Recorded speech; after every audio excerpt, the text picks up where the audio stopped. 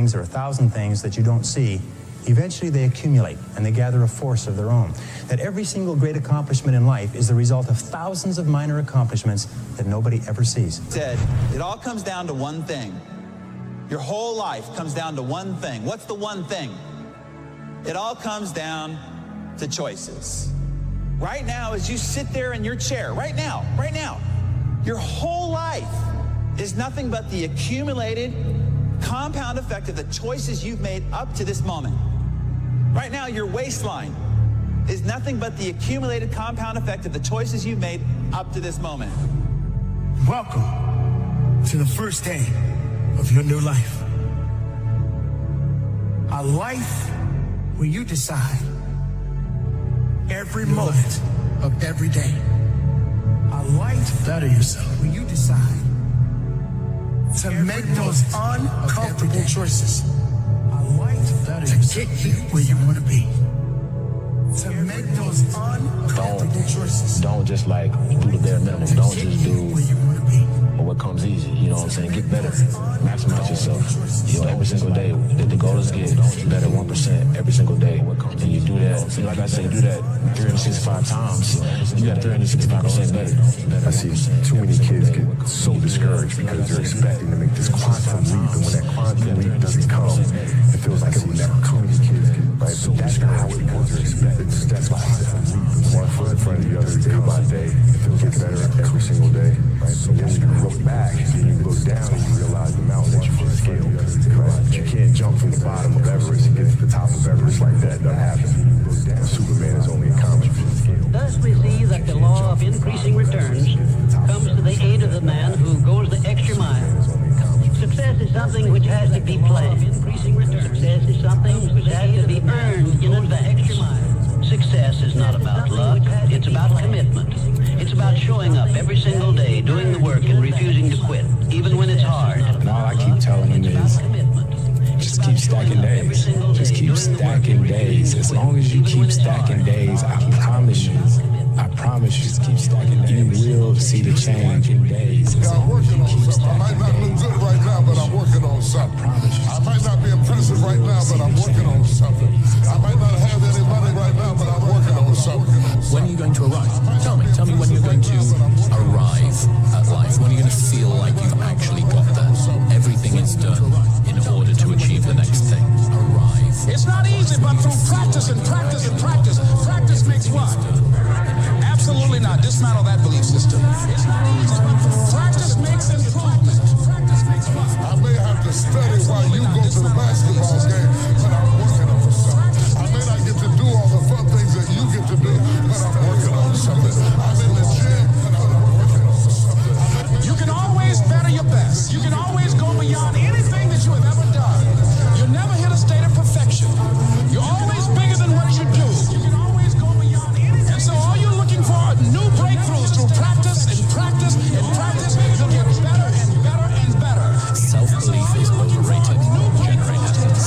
Anytime you're working on something, you gotta go through a period of suffering. And if you lose over here, you're gonna win over there. Who am I talking to this period of suffering? And if you lose over here, The cost of your good habits is in the present. The cost of your bad habits is in the future. For every action, there is an equal reaction in the opposite direction. But there's only one reason you can never find something wrong with anything. And that's because there must be something right with it. You see, you can't have one without the other. I mean, how would you know a good paycheck if you didn't know a bad paycheck? I mean, you can't have a hot without a cold. You can't have an up without a down, and in without an out. And I know many people that when they get an understanding of how this works, that if you put a little bit into life, you're only going to get a little bit out of life. In other words, if you want to spend a lot of time complaining about what's wrong in life, that's just about the only thing you're ever going to find in your life. The only thing that can flow into your life is based on what's flowing out of your life. Well, this means if you put a little bit in, you get a little bit out. But if you put a whole lot in, you get a whole lot out. That's just the way it works. I'm an extremely disciplined person, probably to a fault, where I have to work every single day, and I've learned that my habits are more important than moments of great inspiration or incredible creativity. Even when I'm depressed or I'm bored or I'm totally uninspired, I still do the work. And then for 11 years now, that's been 11 years almost exactly, I've been meditating every single morning. And that habit, that morning ritual, is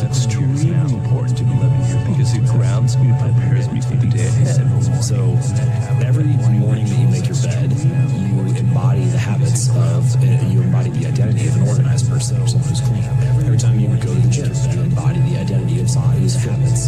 Every time you sit down to write a sentence or a page, you embody the identity of someone who's a writer. Your habits are the way that you embody a particular identity. Thus we see that the law of increasing returns comes to the aid of the man who goes the extra mile. Success is something which has to be planned. Success is something which has to be earned in advance. Success is not about luck, it's about commitment. It's about showing up every single day, doing the work and refusing to quit, even when it's hard. For things to change, it's about commitment. It's about showing up every single day, to get better, and refusing to quit, even when it's hard.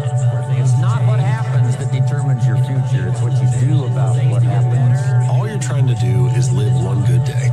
How can you wake up today, do your best, try to find some small way to improve, some 1% improvement that you can make, live a good day, and go to sleep and try to do it again tomorrow. And as the days stack up, you'll find that those small changes, those reasonable approaches that you take on any given day, stack into something much greater. You don't become confident by shouting affirmations in the mirror, but by having a stack of undeniable proof that you are who you say you are. Outwork your self-doubt. The first investment you need to make is in you. Most people are just trying to get through the day. Here's what I want you to be committed to do. Learn to get from the day. Most people are just trying to don't just get through it, get from it. Here's what I want you to learn from it. Let the day teach you to get from. Join the University of Life. Don't just get through it, get from it. What a difference that'll make in your future. It's all about focus. I don't care who you are, where you're from, doesn't matter. It's having a focus and having a purpose. You wake up every single day to get better today than you were yesterday. It doesn't matter what you are. Basketball player, hockey player, golf player, painter, right? It doesn't matter. Wake up every single day. You try to reach your full potential by getting better every single day, and that's the question. The first key to doing better is find out. To change your life, really, you need ideas. By getting better every single day, and that's the There isn't anything an idea can't change. The first key to doing better is find out. And Schultz taught me the major problem is lack of an idea, not a problem. There isn't anything an idea. Now, Schultz also said when you find out something that works, put the information in your journal. Don't use your head for a filing cabinet. When you find out something that works, put it in your journal so that you can do the next best thing. Repetition, repetition, repetition. Go over it. And if you repeat it, go over it, sure enough, someday, some mysterious day, the idea takes root, starts to grow, and shows up in your bank account, and your dress, and your personality, and your lifestyle stay. The idea takes root. The law of cause and effect says that thoughts are causes and conditions are effects. Your thoughts create the conditions of your life. Whatsoever a man soweth, so also shall he reap. Whatsoever a man soweth in his mind, he reaps in reality. For every action is an equal and opposite reaction. In other words, whatever you put in, you get out. And you can't get out without putting in. There's an enormous number of people who want to get out without putting in. They want to become wealthy without making any contributions. They want to have money without creating any value. But it'd be the same as going to the field and saying, I want a crop, but I don't want to put in any seed. The fact is that the universe has a law. And the granddaddy law of the universe is cause and effect, sowing and reaping, action and reaction. It doesn't matter if you went to the best schools or the worst schools or no schools. It's just a matter of law. And if you get your life in harmony with the laws, everything changes. If you get your life in conflict with the laws, nothing will happen to you except for bad things. The law of cause and effect. For every action, there's an equal and opposite reaction. It's the second law of thermodynamics. So we understand that for everything we input, there's going to be an equal and opposite reaction to that input. What people focus on is they focus on the output instead of the input. So you can't control when you're going to become a millionaire. That's the output. People are focused on the output. They're focused on the reaction. They can't control the reaction. All they can focus on is the action. So for every action, there's an equal and opposite reaction. So what are the actions that you have to input in order to make $1 million? Do you know them? So if I don't know them, okay, well, how many millionaires do you know? And how many millionaires have you gone into and asked them, what is the input for them to make $1 million? And I promise you, there's plenty of people on the internet that send them a DM and be like, hey, what's the one habit? And then you put together your list of your formula to make $1 million. The goal isn't to have the perfect daily routine tomorrow. The goal is to still be winning your daily routine in 50 years. If you expand your time horizon sufficiently, you will realize that the very, very tiny steps will come winning your day. Look at the graphic of mine or your followers on Spotify, especially mine, right? Because I was doing my show for so long and it's just nothing, everything on Spotify. Why? Well, it's because it's latent leverage. It takes so many layers of paint to get there. So yes, the first step has to be incredibly small. Do that. Make it so small people can't say no to it. Take so many layers. And then what's next? So yeah, that was first step. It's not what you get that makes you valuable. Do that. Make it It's what you become. say no to it. So part of the key here is to set the kind of goals that will make something of you. Don't set them too low so that you don't have to grow and you don't have to read and you don't have to try and you don't have to stretch. Don't set them too low. And then don't sell out. Don't go for something that's going to cost you your virtue or cost you your value or sell out your principles. Don't sell out. There's a good middle road here to follow. Goals that will inspire, goals that will help you grow, change, develop, and become better than you. We all know the things that we need to do. So having those small wins every single day. You're not going to become a national champion on day one. You're not going to be a world champion on day one. You're not going to be the CEO on day one. You're not going to be a millionaire on day one.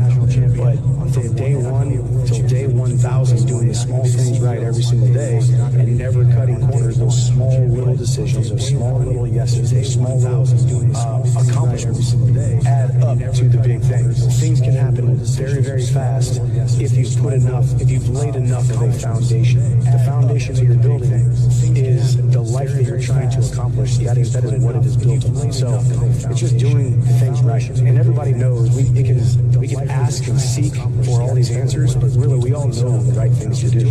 You wake up, you do the right thing, you go to bed, you wake up, you do the right thing. And it's just those things done every single day compounding on themselves. And then eventually you wake up and say, holy cow, look where I'm at, look what I've built. And I never really took a lot of time to pat myself on the back. I just kept moving forward. For every action, there's an equal and opposite reaction.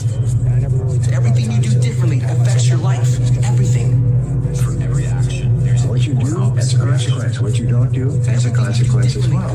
Wouldn't you want to know what would happen if you spent just 1 year, just 1 year giving it your absolute all? You gave your diet your absolute all. You gave your fitness regimen your absolute all. You gave your work your absolute all. How drastically would your life change in just 1 year? 1 year of uninterrupted focus. I bet your life would change drastically. I bet you'd be a completely different person. I bet you'd be completely unrecognizable. I bet you would look back and be like, I can't believe I was living the way I was. Time is going to pass anyway. The next year of your life is going to happen regardless of what you do. So why don't you spend that year giving it your absolute all and just see what happens? If you do that, I guarantee you will look back 1 year from today and say, that was the best decision I have ever made. I got better day by day and week by week and month by month, and I'm asking you to do the same thing until you can develop a long arm and a long reach, until you can develop influence and won't quit. Touch people next year you couldn't touch this year. Touch people now you couldn't touch before. Conduct a meeting now you couldn't conduct before. Heart and soul now mixed in there that wasn't there, missing before. Now you couldn't. I'm asking all of you to get better in spite of the winters, in spite of the downturn, the money downturn, the social downturn, the personal downturn, whatever it is. Just get stronger. In spite of the downturn, the money downturn, the social downturn, the personal downturn, whatever it is. The biggest advice that anybody can give you, 85 to 90% of life is just showing up. The biggest advice that anybody show up. If you show up, there's a chance something could happen. I want you to imagine for a moment the version of yourself that does everything that they say they're going to do. The version of yourself that works as hard as they possibly can. The version of yourself that thinks bigger and goes out and tries to achieve what everyone else thinks is impossible. The version of yourself that doesn't let a comment from someone else or someone's disapproval stop them from achieving their goals. Imagine the version of yourself that isn't afraid of failure, that's willing to take the risk. That version of yourself that you just imagined can absolutely exist. There is nothing stopping you from being that person. Every single trait that I just listed is within your control. These are things you get to choose. These are things you can change, but you have to be willing to change them. You have to set aside all your self-limiting beliefs, all your fears. The moment you do that and you put your nose to the grindstone and you get working towards being that person, it's not a matter of if, it's a matter of when you become that version of yourself. Now the next law is what is called the law of cause and effect. The law of cause and effect says that for every effect in your life, there is a specific cause. That everything that happens in the universe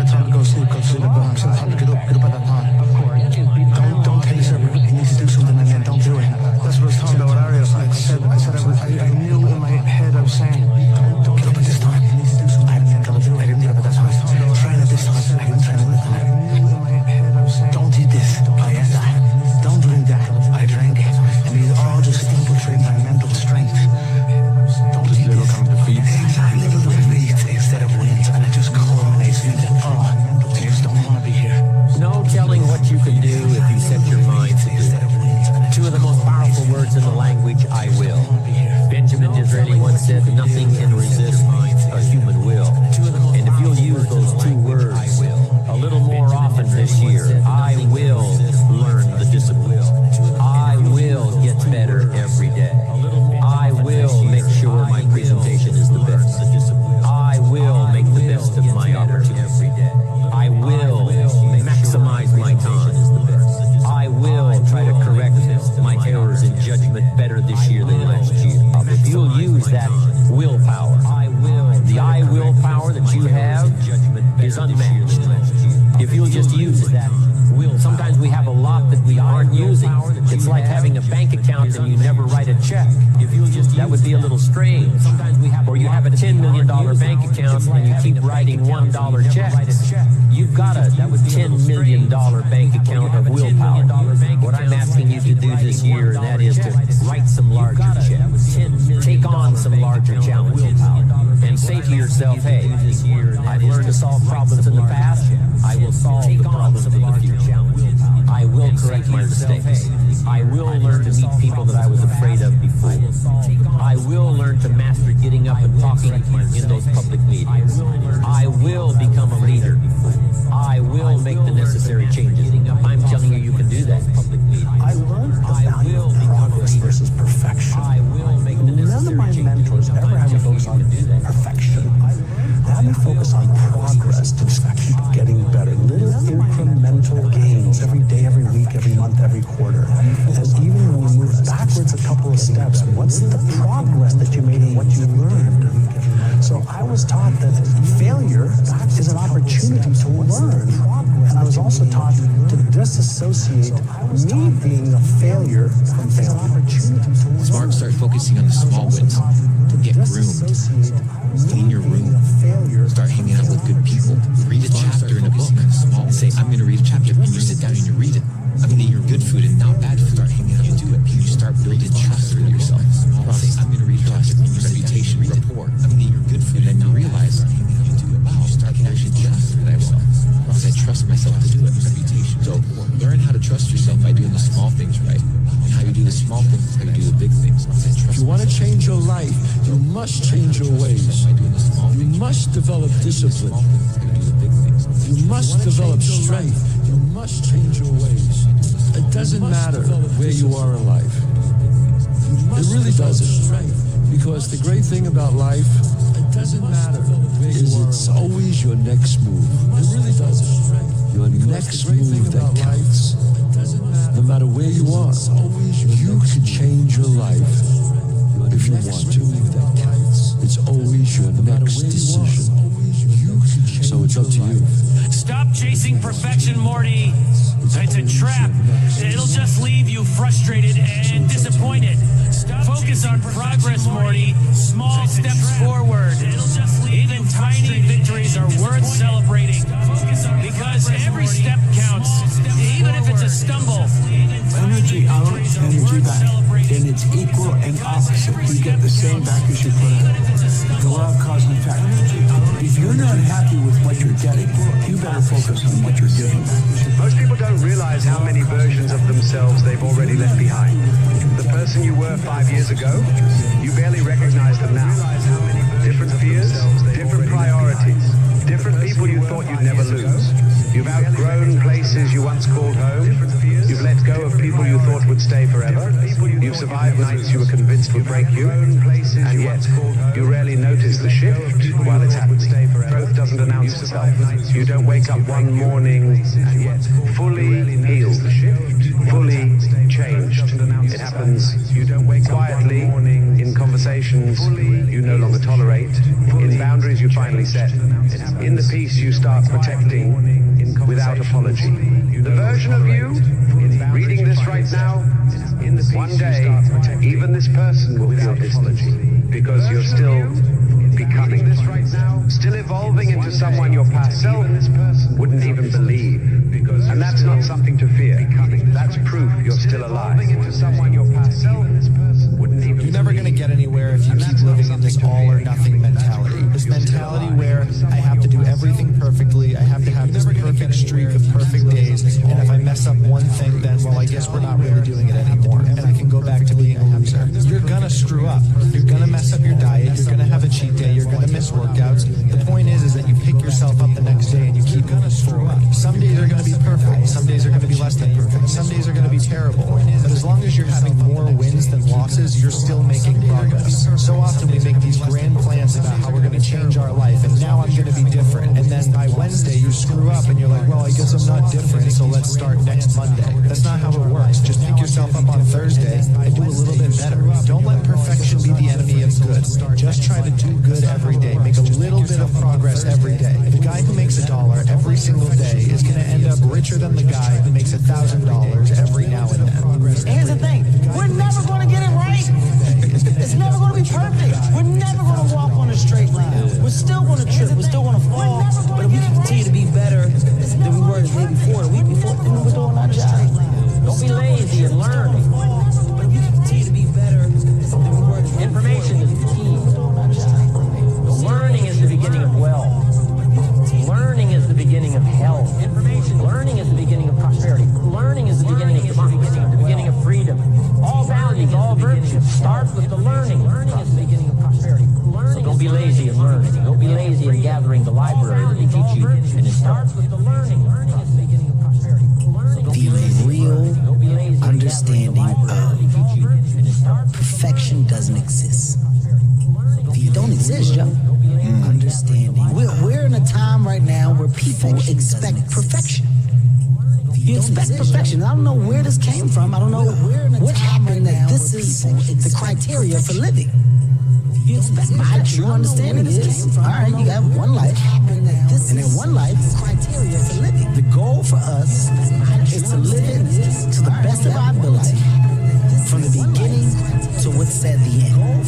In the middle, in the beginning, middle, you're going to do things, you're going to make mistakes, you're going to fuck up. You're supposed to learn and then move forward with the understanding of what not to do. And when you move forward, life may get better, it may not, but somewhere along the lines it's going to click. And everything that I went through back here was supposed to happen so that now that I'm here, I'm able to go ahead with such a high level of knowledge that I can make other people better, I can make myself better, I can do more for my family. Something happens.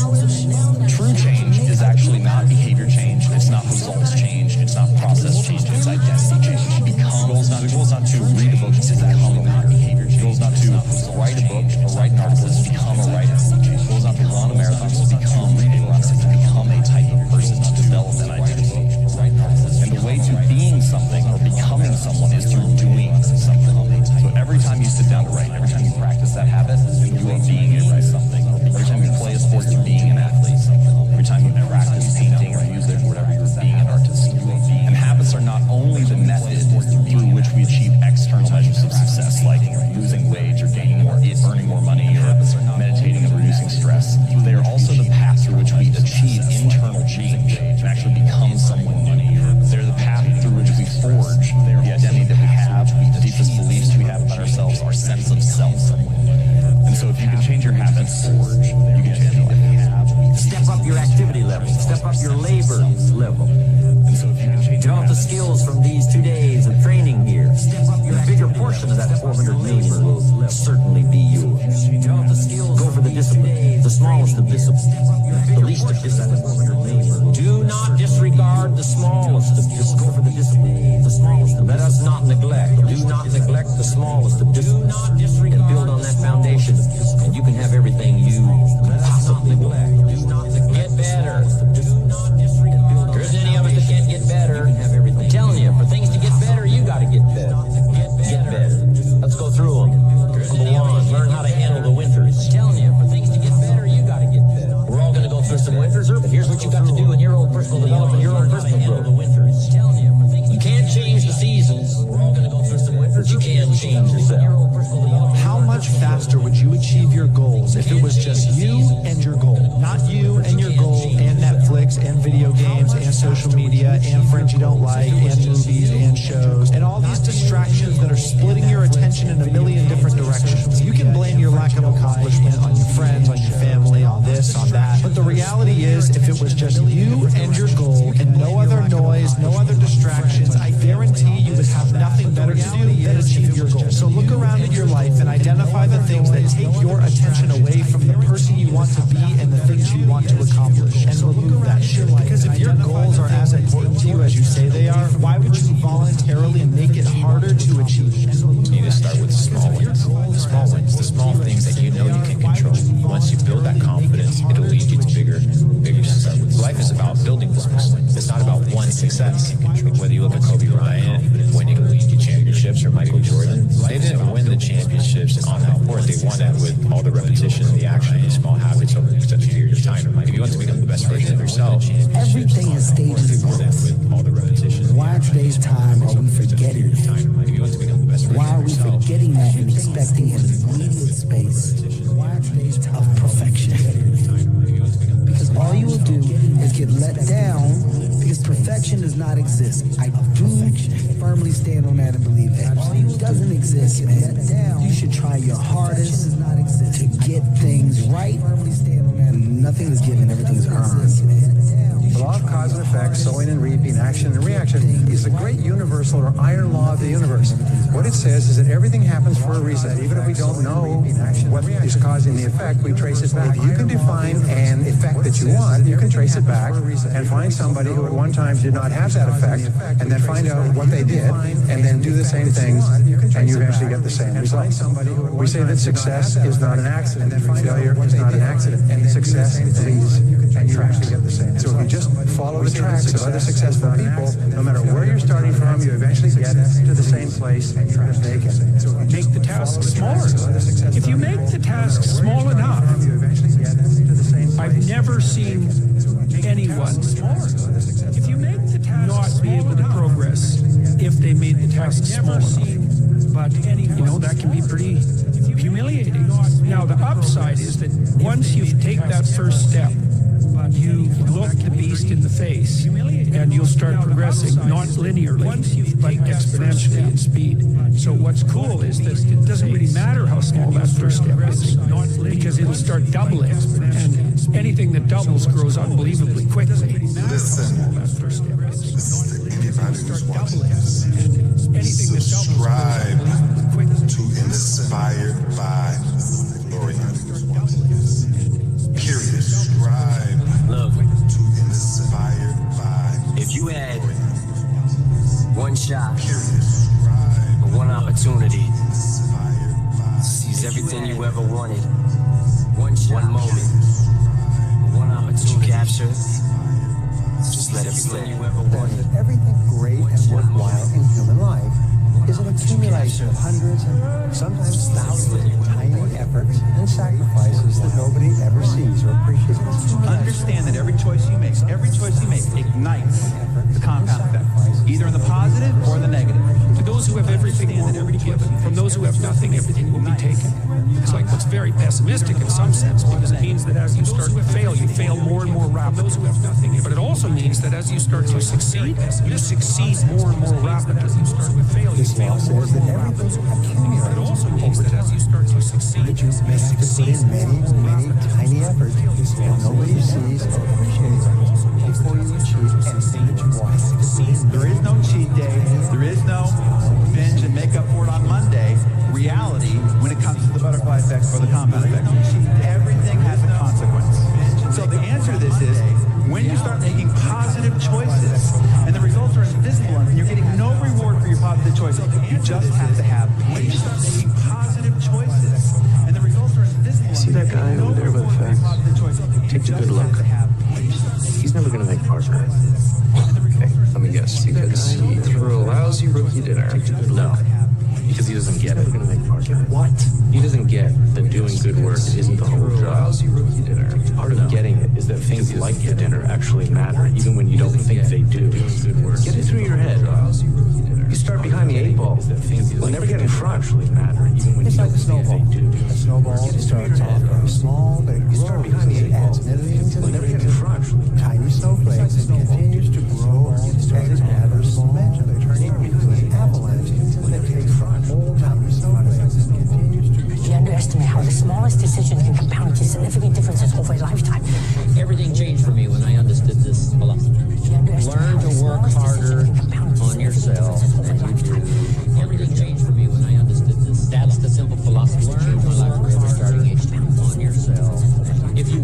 on your job, you can make a living, which is fine.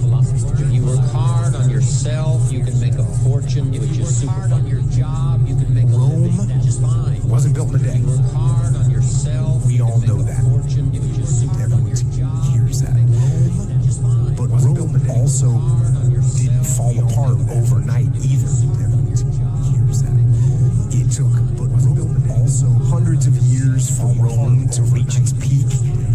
But it also took time. It took hundreds of years for Rome to decay and fall apart. Hundreds of years. And that is representative decay of life. Because you don't achieve worthwhile goals quickly or easily. They take time. You don't achieve. At the end of every day, you look yourself in the mirror and you ask yourself, did I get better today? If the answer is yes, and you do that for 5 years, 10 years, 15 years, how much better are you going to be? Are you getting better every single day? That's the question. And it's just taking small steps. You don't try to get it all done in one day, in 1 week, or 1 year. It's the process of getting better every day and doing that for a period of years that then create the masterpiece. It's the process of getting better every day and doing that for a period of You've heard of the butterfly effect, right? Butterfly flaps its wings, one part of the planet. On the other side of the planet, there's a tsunami. That's exactly what happens in your life. Every choice you make ignites the butterfly effect. One little choice ignites a tsunami on the other side 10, 20 years down the road. Either positive or negative. Every one of them. Most of us know what we could do to change things for the better. And we spend our time and our energy talking ourselves out of doing those things.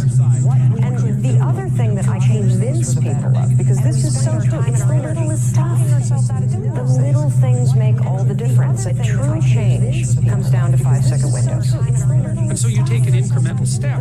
Well, now you could lift 55 pounds instead of 52.5 pounds. You think, well, what the hell is that? It's one step on a very long journey. 55. And so it starts to compound on you. So a small step today means puts you in a position to take a slightly bigger step the next day, and then that puts you in a position to take a slightly bigger step the next day. You do that for 2 or 3 years, man. You're starting to stride.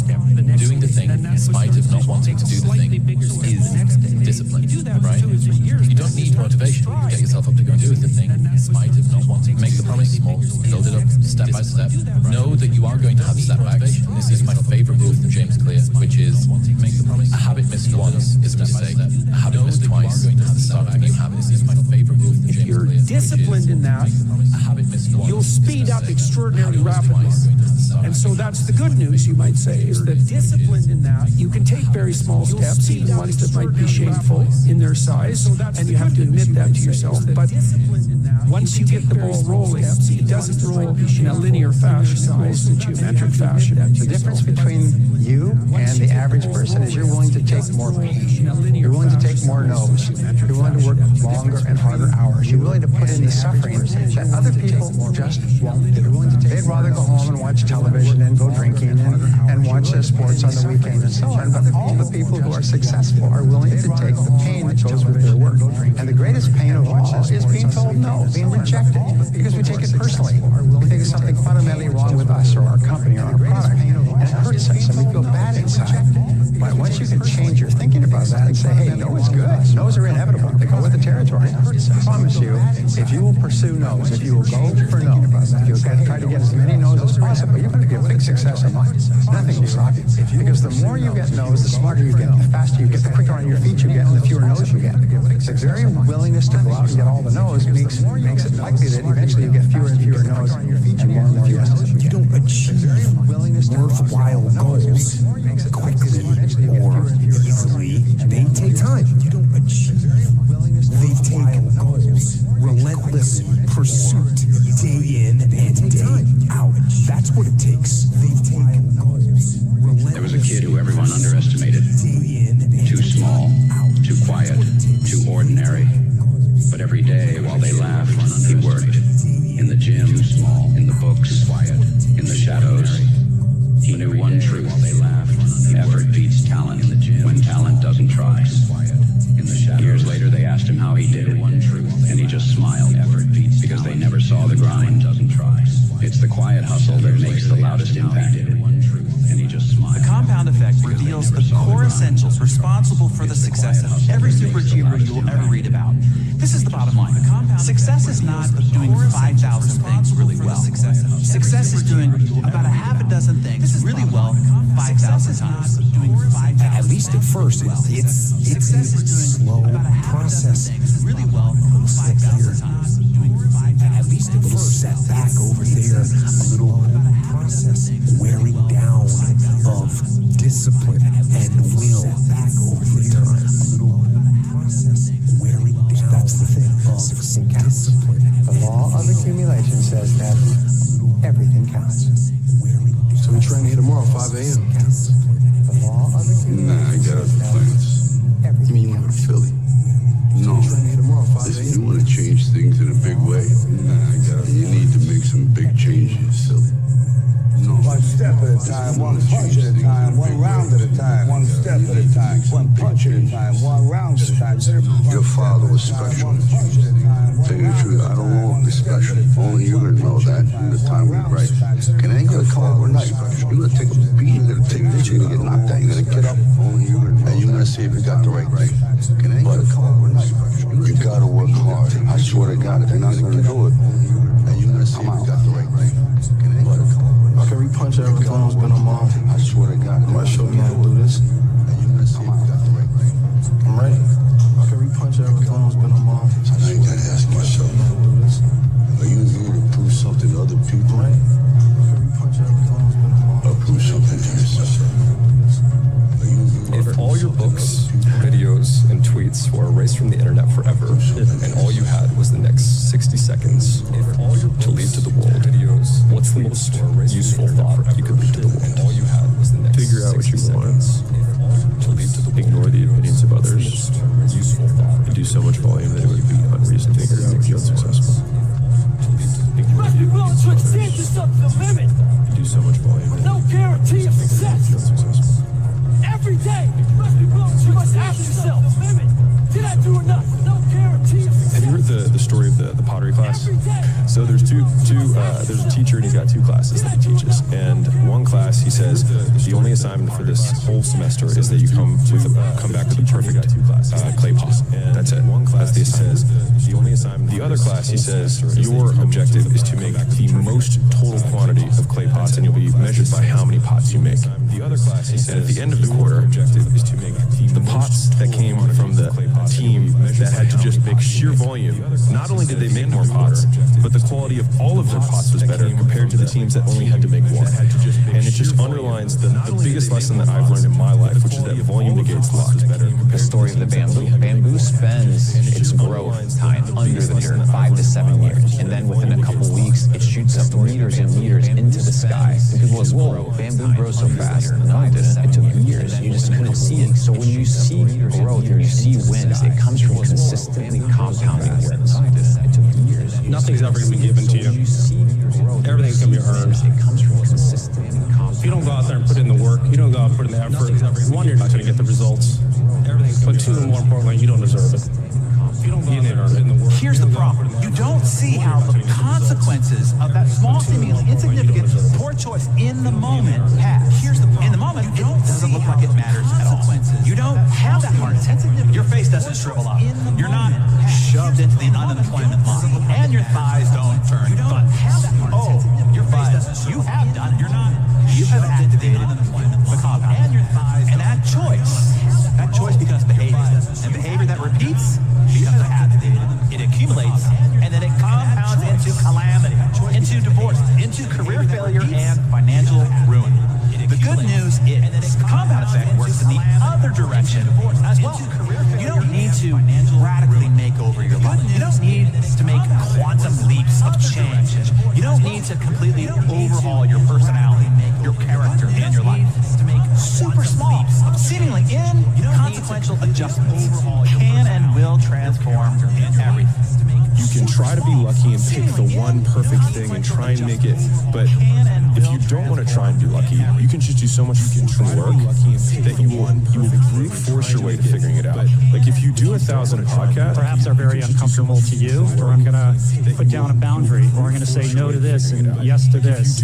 Tiny little things repeated over time is what produces dramatic change.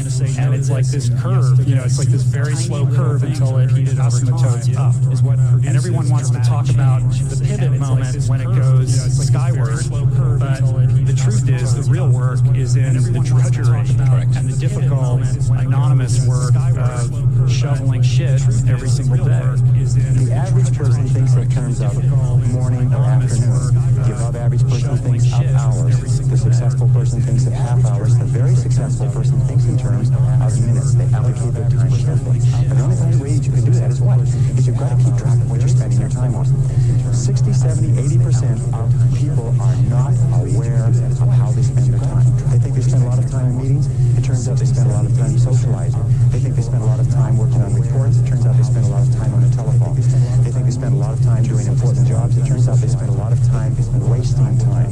So keep a time log, or just keep a sheet. And whenever you have a chance to look at your watch, write down what you're doing at the time. Or have somebody else watch what you're doing and feed back to you how you're spending your time. And then you have to ask, is how I'm spending my time consistent with my major goals, my top priorities, my high payoff tasks? And you'll find that it's not. You'll also find that you feel frustrated and you feel stressed if you are not working your time on the things that you're supposed to do. Whatever it is that you're pursuing to achieve or create or express in the world, I think a lot of people back out before that happens. The fact that you've been doing this for a while. Habits change who you are. This is my favorite rule from James Clear, which is a habit missed once is a mistake. A habit missed twice is the start of a new habit. This is my favorite rule. Never miss 2 days, which is a habit missed once is a mistake. A habit missed twice is the start of a new habit. What you do right now that makes a difference. If you were able to improve by 1% each day for an entire year, and those gains compound, you would end up 37 times better at the end of the year. James Clear has this unbelievable insight. It doesn't make sense to continue wanting something if you're not willing to do what it takes to get it. If you don't want to live the lifestyle, then release yourself from the desire to crave the result, but not the process is to guarantee disappointment. If you don't want to live the lifestyle, want a habit to be a big part of your life, make it a big part of your environment. If you want to reduce the impacts a habit has, make it a smaller part of your environment, reduce exposure. What could I do to start increasing my progress and make my health better, make my income better, make my investments better, make my value to the marketplace much better, get busy learning the second skill and the third skill and the next language and the next language to increase my value? I got to get busy learning the second. Every action you take is kind of like a vote for the type of person you want to become. And if you can master the right actions, if you can master the right habits, then you can start to cast votes for this new identity, this desired person. Master the right actions. As soon as he said, you do not rise to the level of your goals, you fall to the level of your system, I think people stopped thinking about goals. And he made a really great argument, which was everybody at the start line of the 100-meter race has the same goal. So it's not the person who has the best goals, it's the person who has the system preparation has the same goal. Look, So it's not the person who has the best goals, if you had one shot, one opportunity to seize it, one shot, In one moment. would you capture it or let it slip? Making your bed will also reinforce the fact that the little things. This is what I believe to be true. You have to do everything you can. You have to work your hardest. And if you do, if you stay positive, you have a shot at a silver lining. There are some habits that you absolutely have to realize your full potential. And one of them is the habit of task completion. Being able to complete your task and finish what you start is an essential part of character building. You cannot imagine a fully mature, fully functioning person who is unable to finish what he or she begins. The development of this habit is the key to long-term success. But the power of habits is that as you practice them, they start to change your identity. They become evidence that you're the kind of person that goes for a run. So in the beginning, habits are just something that you and I do. But over time, habits change. That as you practice little things are the big things. It's really a function of consistency, like waking up early, showing up every single day, paying attention to those small things. You can't anticipate everything. There's always going to be something that can derail you, but when you're paying attention to as many of the things that are within your control as possible, like achieving the big goals are about like doing the tiny little things every day. Right? How does this internal story that we tell ourselves, our identity, become shaped and formed? And I realized that it's mostly through the repetition of that story. And so what you come to realize is that your habits reinforce a particular identity. And sometimes this can be positive and sometimes it can be negative. See yourself as one of the most highly efficient, hardworking, successful people that you know. Feed your subconscious mind with this picture until it's accepted as a command. And remember, the person you see on the inside is the person you will be on the outside. If you create an imaginary picture of yourself performing as a hard-working individual, your subconscious mind reacts exactly as if that was what you were actually doing at the moment. Each time you remember an occasion where you were performing at your best, if you create an imaginary, your mind imprints it into your self-concept. The more often you see yourself as the very best you could possibly be, the more rapidly this becomes your automatic behavior. You program yourself for success by feeding your mind with positive pictures, either images that you create or repeat pictures of previous peak-performing experiences. What you find is that the deeper you study human behavior, the more that you see that so many of the actions we take each day are simply a response to the system that we find ourselves inside. And so the argument that I make in the book is that what you need to change is not necessarily your goal, but your system. And the phrase that I like to use is, we do not rise to the level of our goals, we fall to our system, to the system that we find ourselves inside. Dave Clear says in his book, Atomic Habits, you don't have a discipline issue and you don't have a consistency issue, you have a systems issue. If you are struggling to stick to the plan that you put in place to get to wherever it is you want to go, you just haven't figured out the system that works for you. This applies to any goal you set, fitness goals, financial goals, personal goals. Your outcomes in life are often a lagging measure of your habits. Like, you are struggling to stick a lot of times people talk about, I want to have more money, or I want to lose weight, or I want some kind of result. But the truth is, your bank account is a lagging measure of your financial habits. Your weight is a lagging measure of your eating habits. Your knowledge is a lagging measure of your learning and reading habits. And so it's actually, we think the thing that needs to change is the bank account or the test score or the number on the scale, but actually the thing that needs to change are the habits that precede those outcomes. And so our identity, in Alex's worldview, is just the amalgamation or the aggregation of all the behaviors that we do, just put together. It's all the stuff we do. The thing that you're doing now in terms of the behavior might mean a little to you, but not that much. And your pleasure in doing something that could be is just an amalgamation. True behavior change is really identity change. And what I mean by that is, if you start to look at yourself in a new way, if you assign a new story to yourself, you're not even really pursuing behavior change anymore. You're just acting in alignment with the type of person that you see yourself to be. So this idea that, like, start by keeping these small habits to yourself. It's about the consistency of the small steps. Your brain learns new patterns. You show me your habits and I will tell you how successful you will be able to continue to be in the long run. Habit is when you've done something so many times that your body now knows how to do it better than your conscious mind. Like, it's changed the way I live my life. I cultivate so many little routines out of every day. Small steps stick. Just the little bits of progression. I'll make you feel good. The first step has to be incredibly small. Do that. Make it so small that you can't say no to it. And then what's next? And then what's next? If you go to the gym and you work out and you come back and you look in the mirror, you will see nothing. But if you go to the gym the next day and you come back and you look in the mirror, you will see do that. Make it so small that you can't say no to it. So clearly there's no results, can't be measured, it must not be effective. If you go to the gym, so we quit. Or if you fundamentally believe that this is the right course of action and you stick with it, if you go to the gym, then you commit yourself to an act of service. You commit yourself to the regime, the exercise. But if you stick with it consistently, I'm not exactly sure what day, but I know you'll start getting into shape. If you start today, you're going to have benefits in the future. It doesn't matter the time. What is important is what you want to achieve. What you want. Not exactly sure. You want to live a good life? But I know yes. I like to drink. I like to eat burger. Okay. You're going to pay the bill in the future. What is important is Lazy people don't know how to start. Weak people don't know how to finish. Successful people don't know how to stop. People demand success, but refuse to work weekends. People want opportunity, but won't talk to strangers. People claim ambition, but sleep in every day.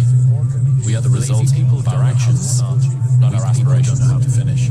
I think why habits matter. Like we often talk about habits as being the pathway to external results. Oh, habits will help you lose weight or make more money or be more productive or reduce stress. And you know, it's true. Habits can help you do all those things, and that's great. But I think the real reason that habits matter is they reinforce a new identity. They reshape the way you think about yourself. Every action you take is like a vote for the type of person that you wish to become. I think the most important is to find the balance. And that's great. But I think sometimes I'm going to eat a burger or chips, well, it doesn't matter. It's important too for your mind too. Sometimes I sleep 2 o'clock in the morning because last night I was in UFC here in Saudi and the main event it's 2 o'clock. Yes, it's quality of life too. But it's the most important thing. It's the consistency. If you have consistency, sleep, you're going to be better than other ones. Everybody who's earning 10 times as much as you did not do it in a big year. It's big leap, it gets into the newspapers. But the people who are doing really well did it incrementally. It's called the law of incremental improvement, or the law of accumulation. Every great success is an accumulation of little, tiny efforts that nobody ever sees or appreciates. But they start to accumulate like a snowball. They start to build up, and over the course of years, the person is more and more. Every great success is an accumulation. You are the product of your daily habits. Where are you right now? Are you happy with where you are right now? Are your habits in line with where you want to be? And look, we can't change the past. We can feel regret and acknowledge that. But as we look into the future, we have to define 2 points. Number one, where are we right now? Are your habits in line? And where do we want to be? And once you've done this, you can identify the daily habits that are going to get you there. So that in a year from now, you're congratulating yourself and you're proud of the choices that you've made to reach your goals. Small changes often appear to make no difference until you cross the critical threshold. Our suggestion says that everything that you take in, everything that you think about, everything that you read, everything that you listen to, all of your conversations, radio, television, newspaper, books, paper, magazine, everything that you allow to influence your thinking affects your subconscious mind, affects your attitude, your expectations, your values, your beliefs, and ultimately your potential as a human being. In fact, the great difference between human beings is not intelligence and not education and not opportunity. It is what they are feeding into their mind on a regular basis. Is to just try to find a way to get 1% better each day. It doesn't need to be something radical. It doesn't need to be something huge. But habits are easy to overlook, both good and bad, on any given day because they don't seem like very much. The difference between studying Spanish for an hour tonight and not studying at all seems like nothing. It's like, well, I still didn't learn the language. And the difference between eating a salad versus eating a burger and fries seems like nothing because your body looks the same in the mirror and the scale is the same at the end of the night. It's only once your habits are compounded over 2 or 5 or 10 years that the full impact of those 1% choices, 1% better or 1% worse, becomes fully apparent. This way you have to realize it's not you. It's patterns that you've selected. You've selected them over and over and over again, and they've become you. It's like you went down a groove. You don't have to stay on that groove. You don't have to. In other words, we see a person who's wealthy, got a beautiful home, beautiful car, financially independent, but we don't realize that there are years and years and years of hard work, struggle, and sacrifice that preceded. We see the person, we see the end result, we say, isn't that person lucky? Well, the fact of the matter is that there's no luck. It's just a long process of accumulation, and everything counts. Every single honest effort that you make toward becoming a better person accumulates like a snowball and has an effect. Every single time you do something that takes you away, that wastes your time, wastes your mind, wastes your thought, and so on, that has an effect too, and that accumulates. One day, win today. Then you wake up tomorrow and you do the same thing. And then you wake up on Wednesday and you do the same thing. Then you wake up on Thursday and you do the same thing. And guess what happens then? You create a winning streak. And when you do this long enough, you're forming new habits. And after a while, winning the day is not hard. It's easy. It becomes automatic. And when you get to the point where you're winning every day and it's automatic, guess what happens? Winning becomes who the fuck you are. And when winning becomes who the fuck you are, guess what you become? Winning the day is not hard. Become a winner. Asking people to change their habits is actually asking them to change their tribe. And that can be hard, especially if you have to do it on your own. Because if people have to choose between having the habits they want and being alone, or having the habits they don't want and being with people, having friends, belonging, we'd often rather be wrong with the crowd than right by ourselves. So many of our choices are like that. And in many ways, when we're young, a lot of our habits are not chosen. They're inherited. They're passed down to us by whatever group that we're a part of. And then, part of the process of becoming an adult is you grow up and you get into your 20s and 30s and you decide, these groups that I inherited, these behaviors that I inherited, are these the ones that serve me, or these are the ones that I want? You have to be the champion before you become the champion, so that means lifestyle. The process of becoming an adult is you grow up. You have to be him before you become him. You gotta be him before you become him. These behaviors that I inherited, these Let me just put it this way. Everything does count. And you have to ask yourself this question. I learned this many years ago. Is ask yourself this question: what is it that you want in life? Once you've asked yourself what it is you want in life, then you can look around your world and you can determine what is right for you and what is wrong for you. What does that mean? It means that everything that moves you toward what you want is right, and everything that moves you away from what you want is wrong, but everything counts. Once you start to succeed at something, the probability that you will continue to succeed ever more rapidly increases. There's an exponential function with regards to success, but there's also an exponential function with regards to failure. So failure and success aren't like this. They're like this. Fail, fail, die. Succeed, succeed, succeed ridiculously. What people produce creatively isn't normally distributed. A small proportion of people produce most of what's of value. It doesn't matter what it is. Fail, fail, die. What is that? Succeed. That's every fucking day. That's how you put yourself out like that. It's never half-assed. Full steam ahead. Lot speed is what you're going for. Why? Because we all what we repeatedly do every day. Every single day. Our practices are not for the game. This is our day. We are what we repeatedly do every day. Therefore, excellence that we're striving for every single day. We wake up early, striving for it, pushing for it, giving it all in our workout every single day, striving for excellence. We are what we repeatedly do. Therefore, excellence is not an accident, but a habit. Life is so difficult and challenging that unless you give it everything you have, the chances are very high that it will embitter you, and then you will be a force for darkness and not good. Life is the fact that life is short and can be brutal, can terrify you.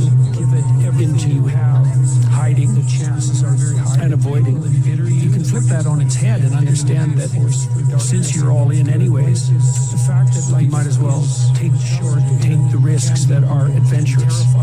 This is the one attribute that when anybody asks me what I would attribute my success to, this is it. Here's what it is. It's not how fast you start. See, at the start of the race, everybody's there. It's not going to be about what you do Monday, Tuesday, Wednesday. Wednesday. Now, I encourage you to go after it, but that's not ultimately going to determine where you end up to get to this stage. It's not how fast you start. It's how long you last. Now, the great mistake that many people make is they go a little bit forward and a little bit backward. They do a few things that are good for their mind and a few things that are crummy for their mind. A few things that are good and a few things that are crummy. And you know where they end up? Exactly where they started. The good offsets the bad. What you have to do is you have to put yourself on the side of the angel so that your predominant intake of mental food are positive and constructive and moving you in the direction that you want to go in. A blade does not become strong. It does not become tempered until it's been through the fire. Until it's been through the fire several times. And this is just your first or second time through the fire. And there's a lot of hammer work that has to take place. And then you're going to have to go back in the forge again. Successful people, winners, use their time well. Losers do not. The question is, how badly do you want to learn how to manage your time well? How much effort are you willing to put into it? Because the key to time management is self-discipline. Probably the best way to put it is this: is time management is self-discipline in action, and self-discipline is the key to success.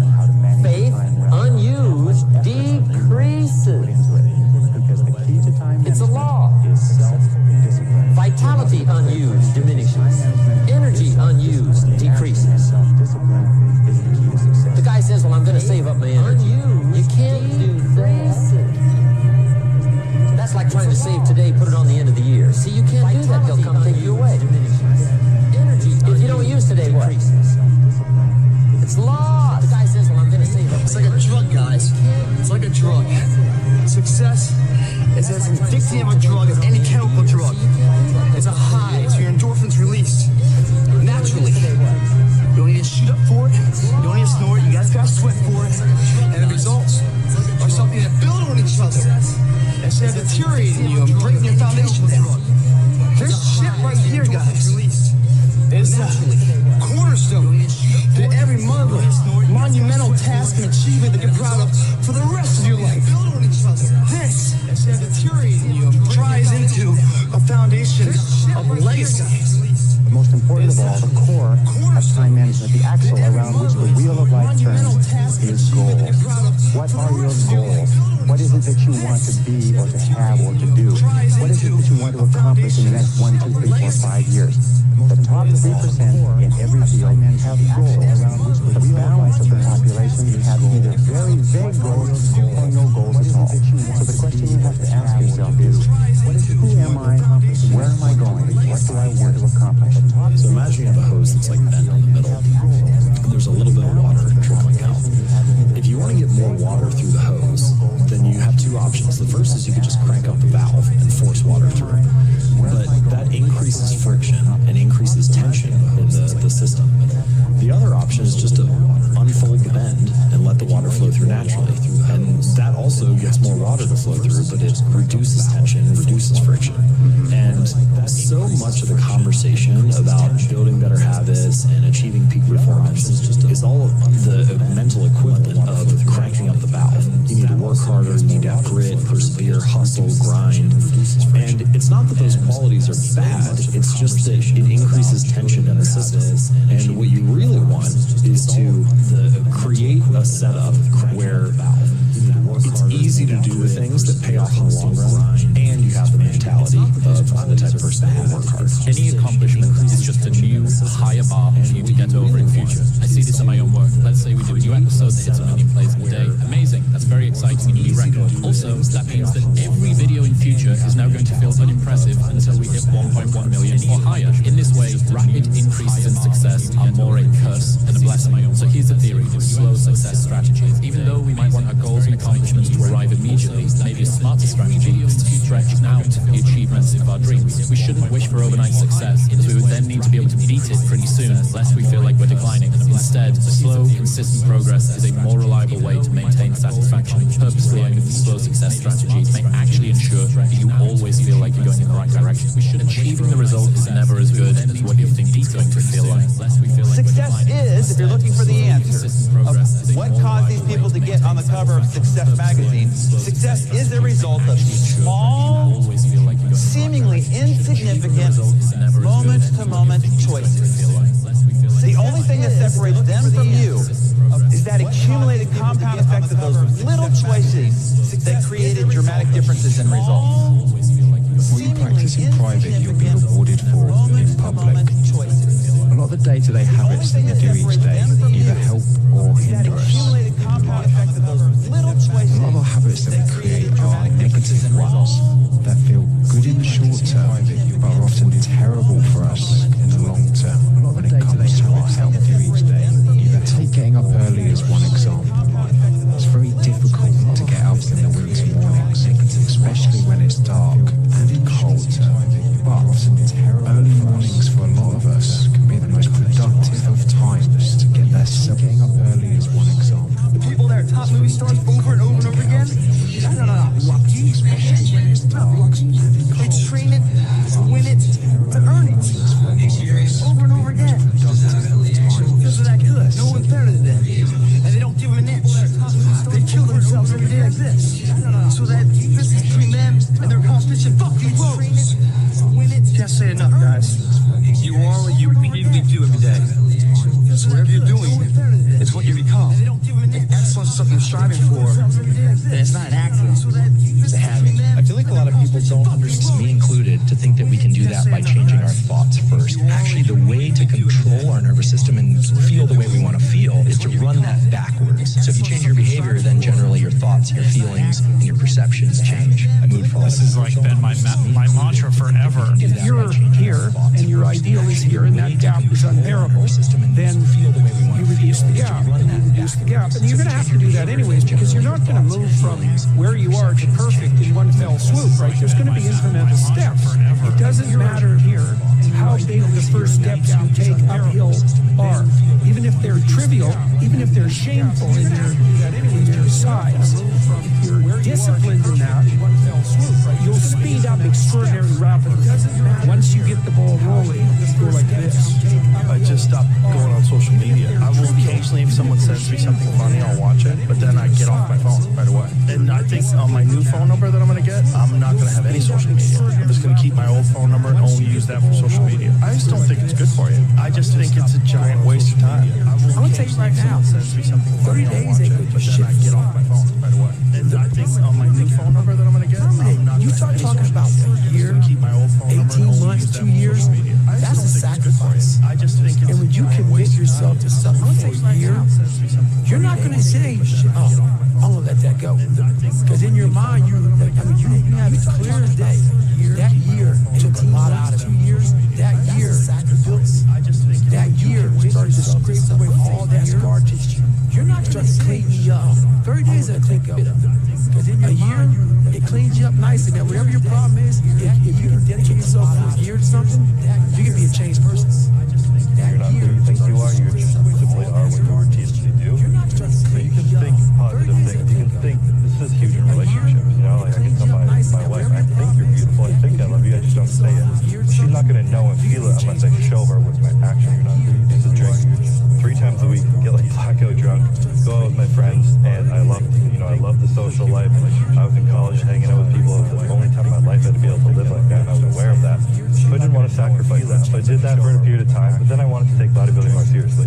I was on the edge of going pro, and I knew I had a lot of potential in me, but I knew my lifestyle was holding me back. But I also wasn't ready to sacrifice my social life yet. So I still stayed out until 2 a.m. every night, but I made one small change now to stop drinking. Then I was able to make a decent amount of progress from that alone. And the momentum I built from that one small change encouraged me to want to make more change. But also eventually, when I stopped going out completely, started to go stay down, started cleaning up my diet, started to make all these little changes that eventually, that literal year was the year that I turned pro, won 2 pro shows, and I made it to the Olympia just from making subtle changes, one make more change.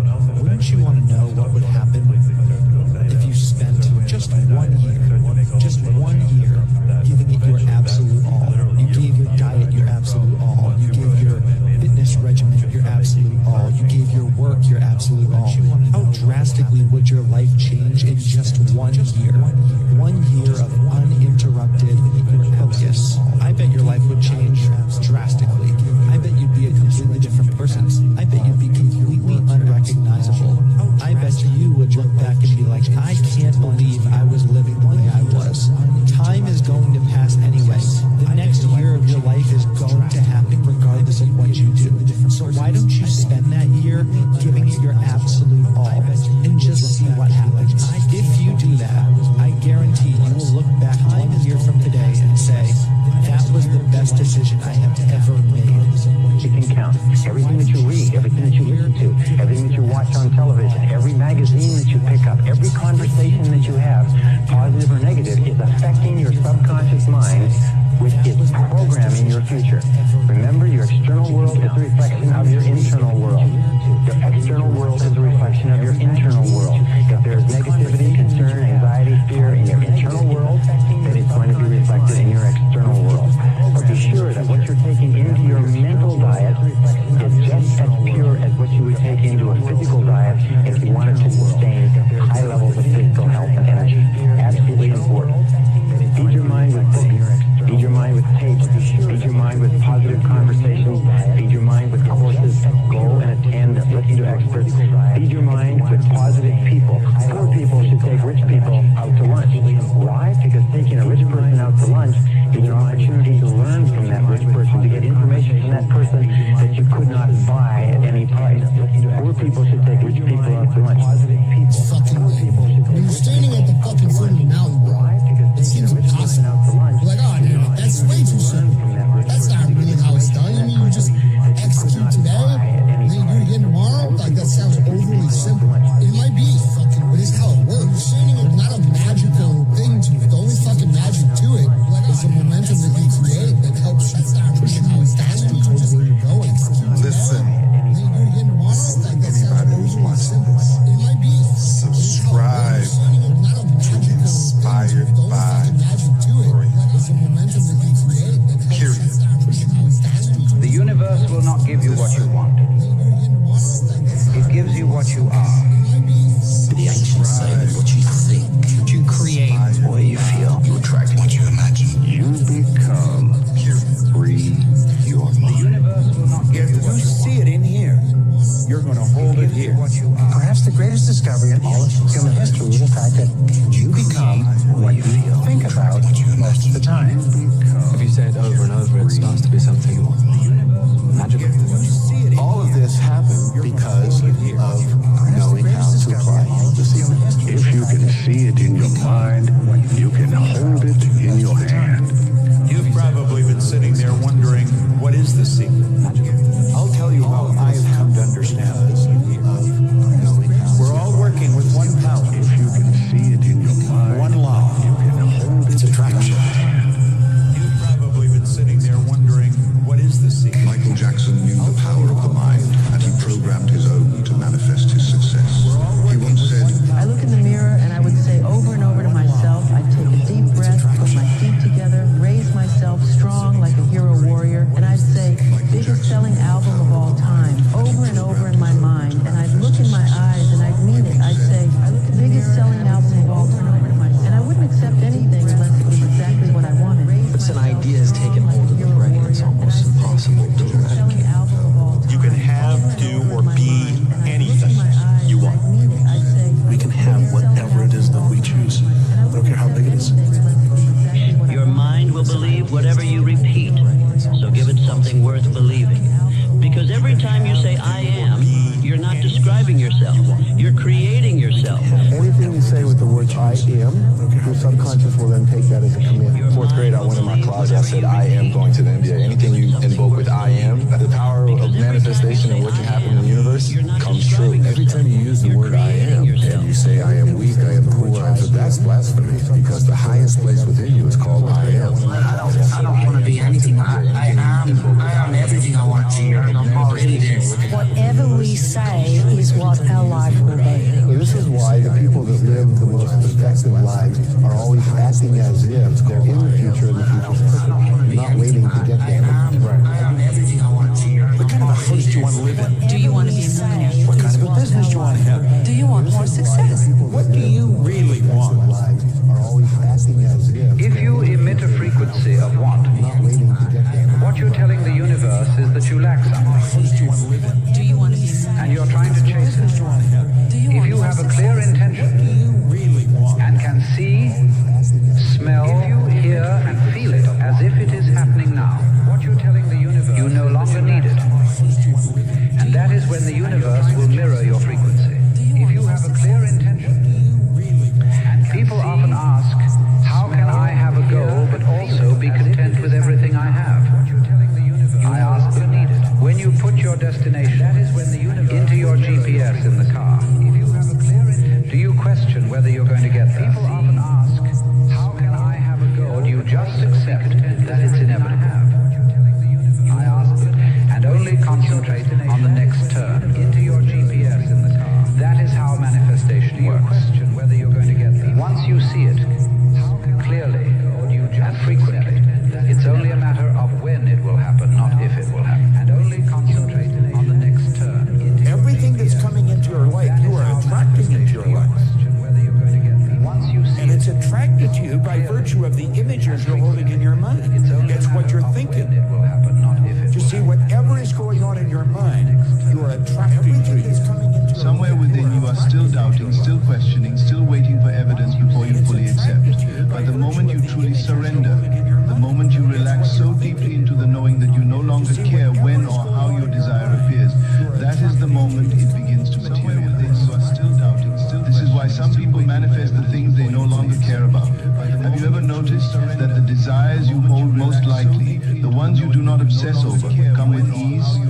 This is because there is no resistance, no mental struggle, no energetic blockage. This is why some people manifest the things they no longer care about. And that principle can be summed up in three simple words. Thoughts This is because there is no resistance, no mental struggle, no energetic blockage. This is why some people manifest the things they no longer care about. Monzo Business is Britain's most recommended business bank account for overall service quality. Recommended by businesses like Rocket Accountants of Essex. So a salute to you, Rocket Accountants. Working with you is a blast! Make the switch and join over 800,000 other UK businesses already banking with us. Search Monzo Business today.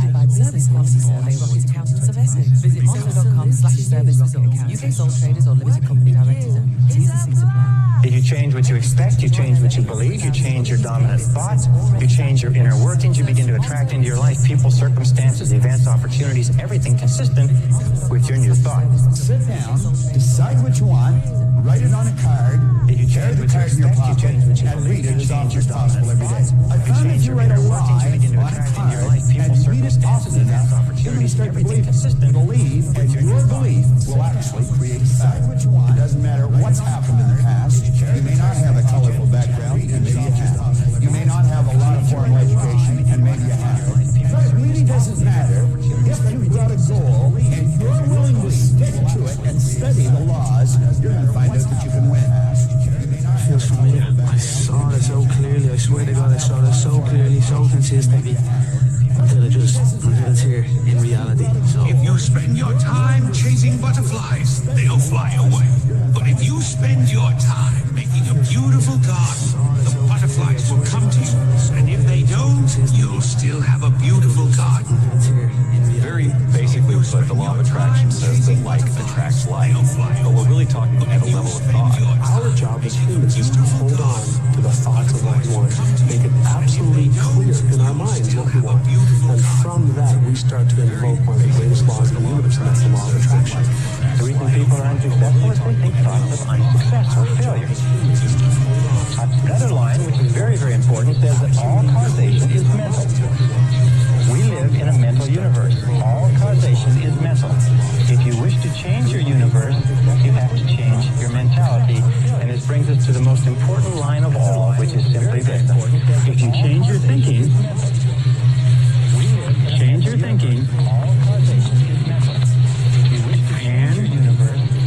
change your life. If you can see it in your mind, you can hold it in your hand. I want you to see in your mind yourself doing what you really want to do. This is how to manifest anything using the power of affirmations.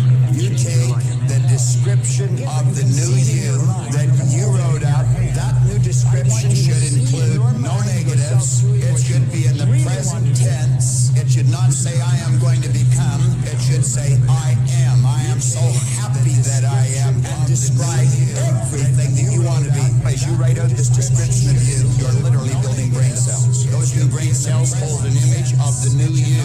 Now, this is how the change is made. You use this and you let yourself totally relax. Don't try and relax. Let yourself relax. You let yourself get emotionally involved in this image. And you know that every time you do, in a very relaxed state, when you just trigger those brain cells, you know every time you do that, you're giving more and more energy to those brain cells. And in a relatively short period of time, those ideas will be fixed in your mind, and that's the way you'll live. Because whatever you say to yourself and believe over and over again, you start to believe as a reality. You start to walk it, you talk it, and act it. So what you say is, I am unstoppable. I'm unstoppable. I'm unstoppable. I don't care what it is, I'm unstoppable. Nothing will stop me. The greatest of all qualities to guarantee success is the absolute willingness to go at anything and refuse to stop once they're achieved. And you know something? The statistics show that 95% of the goals that you set for yourself, you will achieve if you refuse to stop. The moment they're believing more that it's done than it hasn't arrived, it'll manifest. One in particular, she was wanting to have a baby and get pregnant. She had visualized getting pregnant. She had been doing affirmations. She'd been grateful that she was getting pregnant, and she's like, still, I'm not pregnant. And I just knew that for a woman who can't get pregnant, getting pregnant has a lot of resistance around it. So much so that the resistance was outweighing her visualization and all the other things. So I said to her, I don't want you to visualize that. I want you to visualize holding the baby.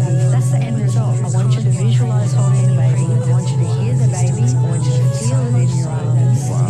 Pregnant way. And I've done that with a lot of women. To manifest, you have to believe. You have to believe that you already have whatever it is that you want. And the reason that you have to believe you have it already is because the subconscious mind is only operating in the present. It can't reason. It's just like a program. So if you say, my new car is coming, I'm going to get a new car, it's coming, well then it's always going to be coming. You have to imagine you have it now. And the moment that you believe, this manifestation's instantaneous. You don't manifest anything by thinking of it. My new car is coming. With around 60,000 thoughts daily, manifesting every one of them completely chaotic. Instead, it's what exists in our subconscious that shapes our reality manifested. The subconscious doesn't think. It creates life circumstances based on what's inside manifesting. How does a thought go from the conscious to the subconscious? It's through emotion and repetition.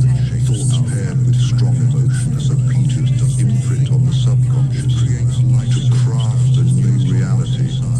Feel your desire with intense emotion and repeatedly visualize it as already achieved. This is the formula for true manifestation. So you want to start a business? You might think you need a team of people with fancy text tools, but you don't. You just need GoDaddy Arrow. I'm Walton Goggins. As an actor, I'm an expert at looking like I know what I'm doing. GoDaddy Arrow uses AI to create everything you do. It'll make you a unique logo. It'll create a custom website. It'll write social posts. It'll even set you up with a social media calendar. GoDaddy Arrow will take your idea that sounds like a business that looks like I know what I'm doing. Get started at GoDaddy.com/Arrow. It's GoDaddy.com/AI. Make you a unique logo. All experience, all reality begins with a simple image in the mind. Hermes Trismegistus, from whom Hermetic philosophy and our teaching stem, stated over 2,000 years ago that images held in the mind affect the physical universe, and consequently, a particular image will bring about a particular effect, negative and destructive, or positive and productive, as we choose. Alchemy, the later descendant of Hermetic philosophy, incorporated this insight into a process called transmutation. Although confused by the uninitiated with the process or the transformation of base metals into gold, we know it is actually the process of inner transformation and spiritual development. By learning to create and control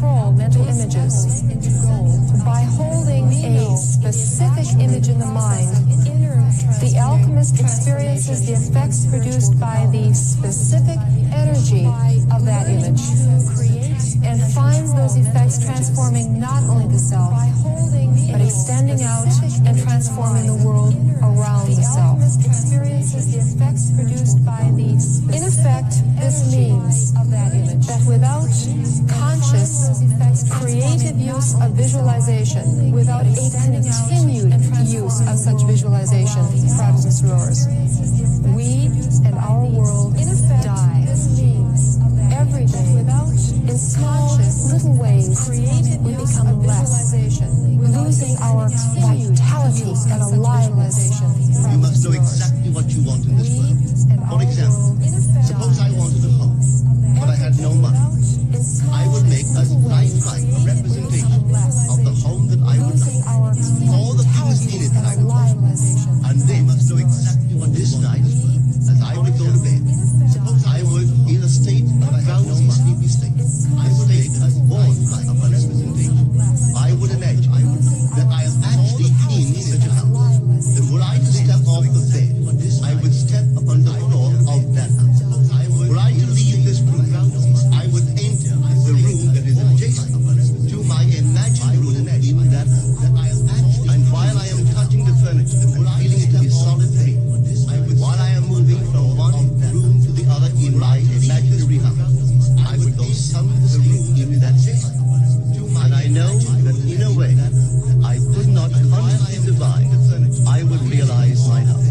I have seen it work time and time again. Let me give you a little known fact today that will increase your effectiveness in anything you do. It applies to doing a job, making more money, playing golf, cooking, raising children, teaching, anything at all. Now, while this has long been known by the most successful people of the world, it seems to have escaped the great majority. Whatever it is that you would like to do better, act as though you're a top-flight expert at it. And if you continue to play this part long enough, you will become an expert. Your mind will believe whatever you repeat, so give it something worth believing. Because every time you say, I am, you're not describing yourself. You're creating yourself. So say it one more time, and for the man you're becoming, I am relentless. I am consistent. I am not who I was. I am who I decide to be every day. And today, I choose to rise. There is a war happening inside you. Not outside, not in your job, not in your circumstances. Inside, in the deepest part of your mind, a battle between who you were and who you're becoming. And every time you hesitate, every time you say maybe, every time you retreat back into the old version of yourself, you're feeding the wrong side. You've been running on a program, not one you chose, one installed by others, built from fear, repetition, and survival, a program written by your environment, your parents' doubts, your teacher's limitations, your own failures, and that operating system, it's outdated, it's slow, it's reactive, and it's been sabotaging your future behind the scenes for years. The subconscious mind is a powerhouse. It creates around us all that it believes to be true, according to the instructions that we give it. So if you give it the right instruction, you just been giving it instructions on how to do one thing: make money. That's it. That's what we train from a baby. Make money and how to look good. Something that's always cosmetic. It's not real. So you're chasing an illusion. So when you're dealing with something that's real, it says your subconscious, it only acts upon what it believes is true. So the reason why some people can hear this knowledge and it don't register because it's subconscious, because they don't believe that's true. So they believe that knowledge makes you happy. They believe that money makes you happy. They believe that success in all its forms of the career makes you happy. And until they find out in actuality that is only something to sustain you and actually ultimately to keep you dead, makes you happy, and abandon that by deleting it from the file, they can't put the new shit in. So it's come out delete the file, but the subconscious only will create that what you innermost think is true. So no matter how much you hear this, until you bear witness that maybe the shit that the brother's talking about might be true. Just close your eyes and use this technique and just think like this. First of all, visualize the perfect outcome. Visualize the perfect outcome. In other words, visualize if you could script what was coming up, the interview with your boss, the sales presentation,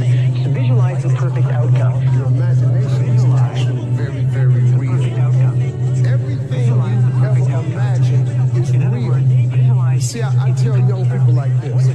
First of all, this is how your imagination works. You got to grab this concept.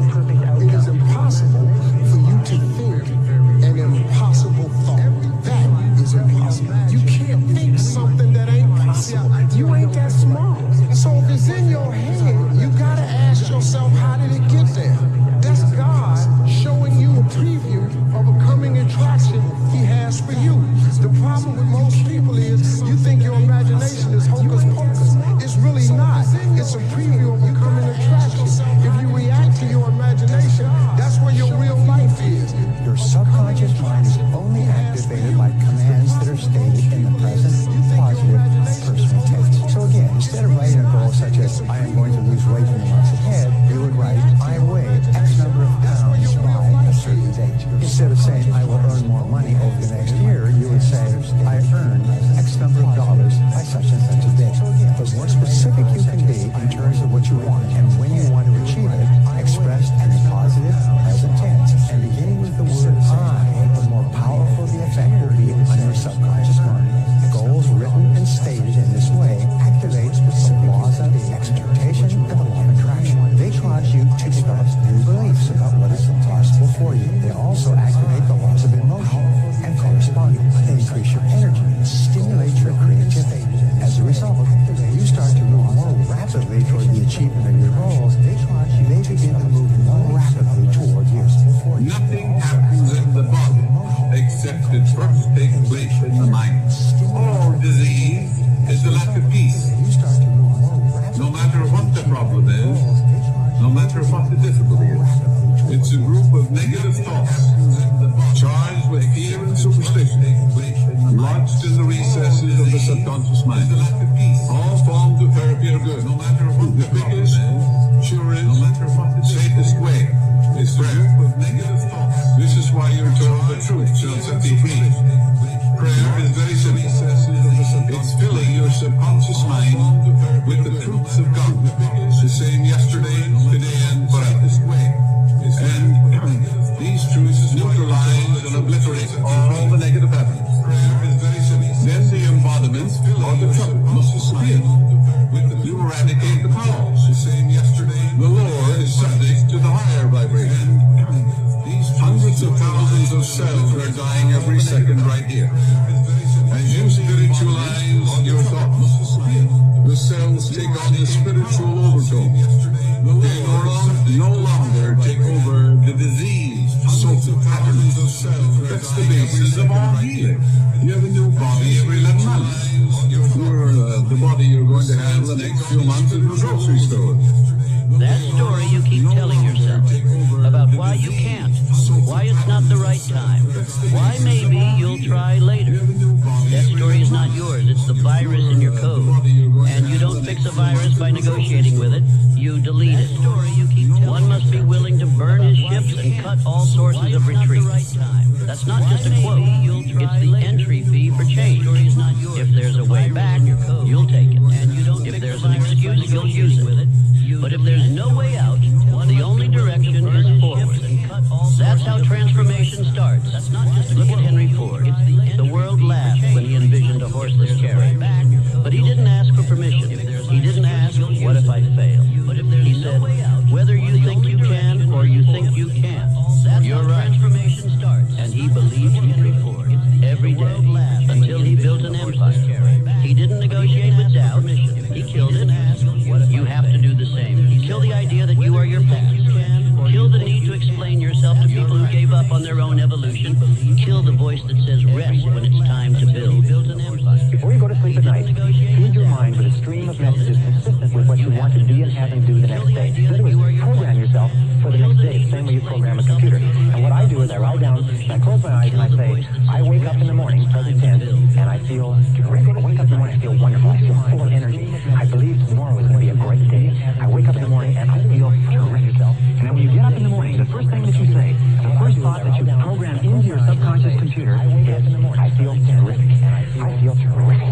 What you do is you get up and you say it 1, 2, 3, 4, 5 times. You repeat it over. I feel terrific. I feel terrific. Even when you feel terrible, say I feel terrific. Your subconscious mind can't tell the difference between a real fact and one that you vividly imagine. And if you repeat, I feel terrific, feel very loud. I feel terrific. Try it yourself. I feel terrific. I feel terrific. I feel terrific. What happens is subconscious mind believes that maybe you do feel terrific, and it will actually give you a surge of energy that will wake you up and clear your mind even before you have coffee. Whenever you wake up in the morning, today is going to be a great day. You have to nudge your brain, right? We have a conscious mind, we have an unconscious mind, we have a self-image, and your subconscious is paying attention to the words that the conscious mind is saying. And so if you're like, oh, I don't want to get out of bed, today is going to be a bad day, you're going to have a bad day because you just programmed your subconscious mind to do that. If you want to have a good day, it starts the night before. Is what went well today. So when I go to bed, I say a prayer, and then I go, today's going to be a bad day. And I go on a treasure hunt because I'm purposefully looking for what are the right things that happen. And I look for the micro moments, like what's the smallest thing? And for me, where I live, I see a lot of hummingbirds and butterflies, and I just focus on that. Every night when you go to bed, there's a period just after you close your eyes and you're essentially disconnected for a moment. Your brain is operating in theta. Well, theta is hypnosis. You put a pair of earphones on at night. You play a program that you want to be true in your life. The moment you fall asleep, the conscious mind shut off.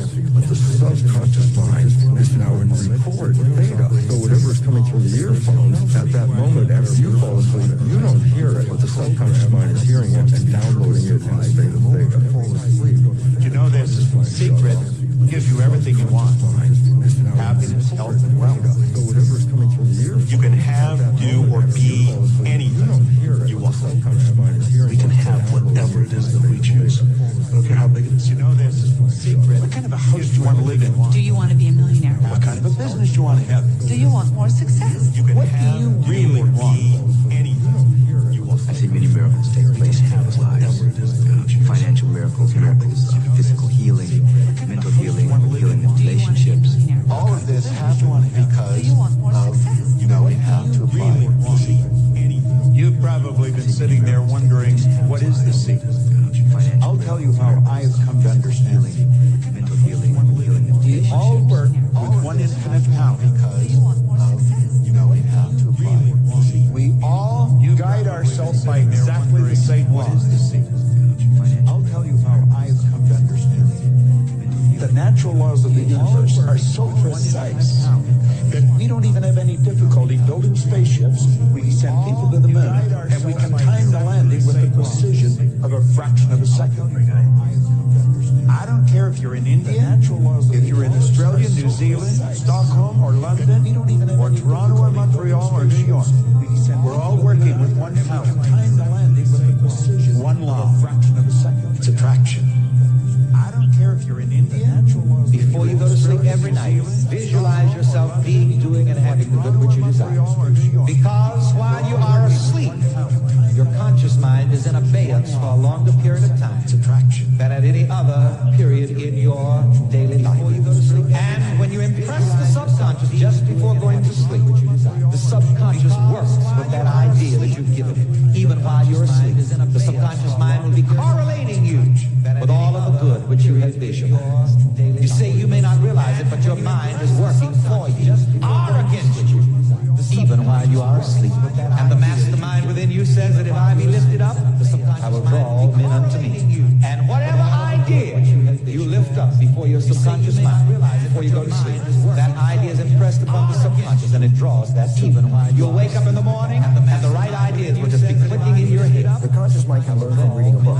So the subconscious mind can read a self-help book. You go, wow, that sounds really great. And then you find you read the book, but your life is still the same. And it turns out, wow, the answer is the subconscious mind is more of a habit mind. Things that you repeat over and over again.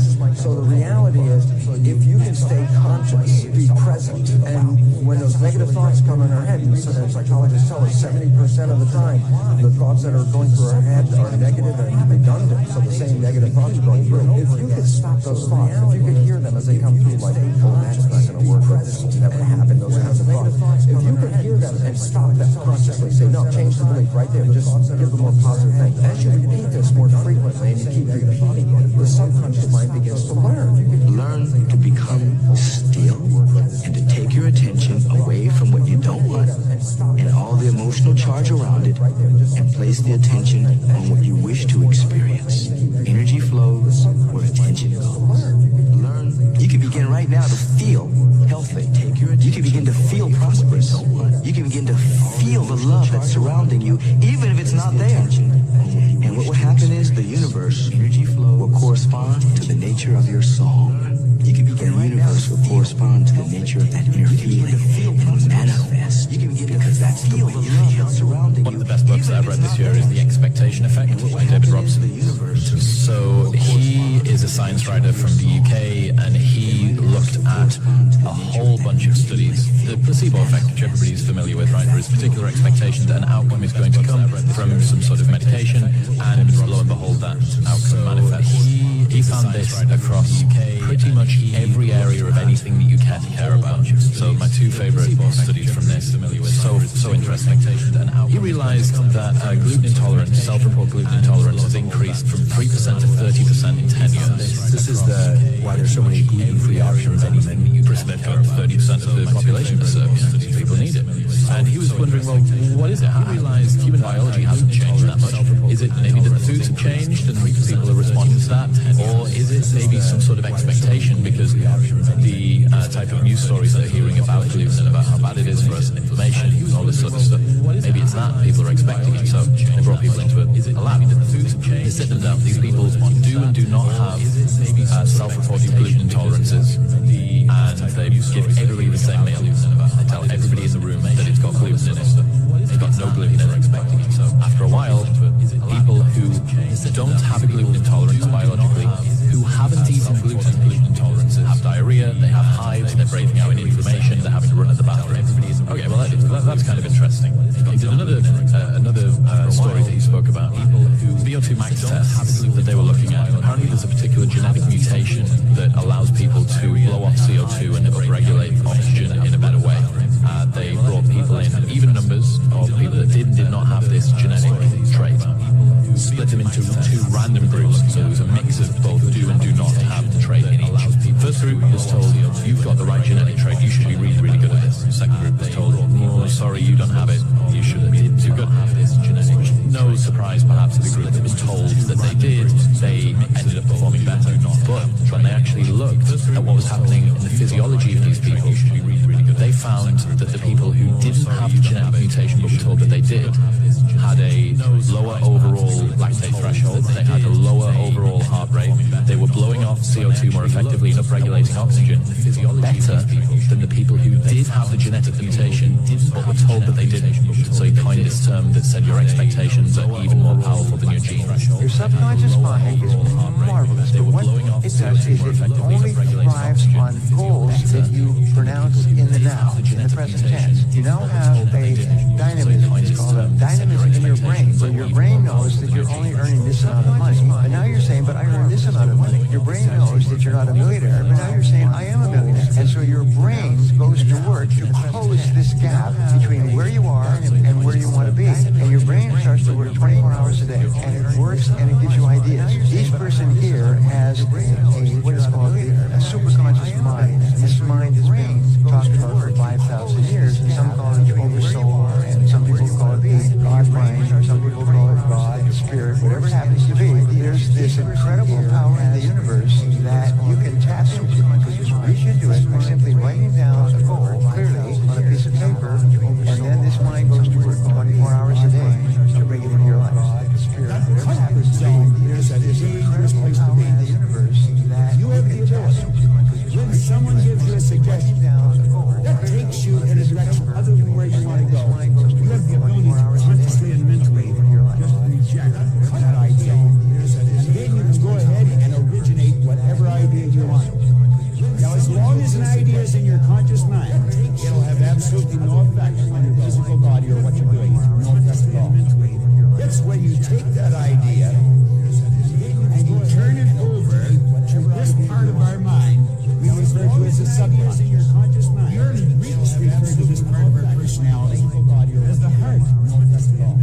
You see, they pointed out that as you think in your heart, so are you. Whatever idea comes in and goes in here, instantly is manifested in that physical Now, I have what I call sometimes my mantra, and it's this: good health, happiness, love, success, prosperity, and money. Why do I keep saying that? Because this is what I want to magnetize my mind for. The subconscious is that silent listener, and everybody has that subconscious part of the mind that hears everything you say, and it is impressed by everything you feel and everything you think. That's why I'm rather cautious about reading about what kind of flu is coming for the season. Why? Because you have a silent subconscious listener down there, and that silent subconscious listener hears that, and if it becomes impressed with that, then it'll go around having that kind of flu. And we don't want to magnetize our mind for what we do not desire. We do not want to demagnetize our mind concerning good health, happiness, love, success, prosperity, and money. You've ever heard, everything you've ever learned, everything that's ever been told is accepted as fact and stored in the subconscious mind. The most powerful instrument in the universe is the subconscious mind. Lie to it.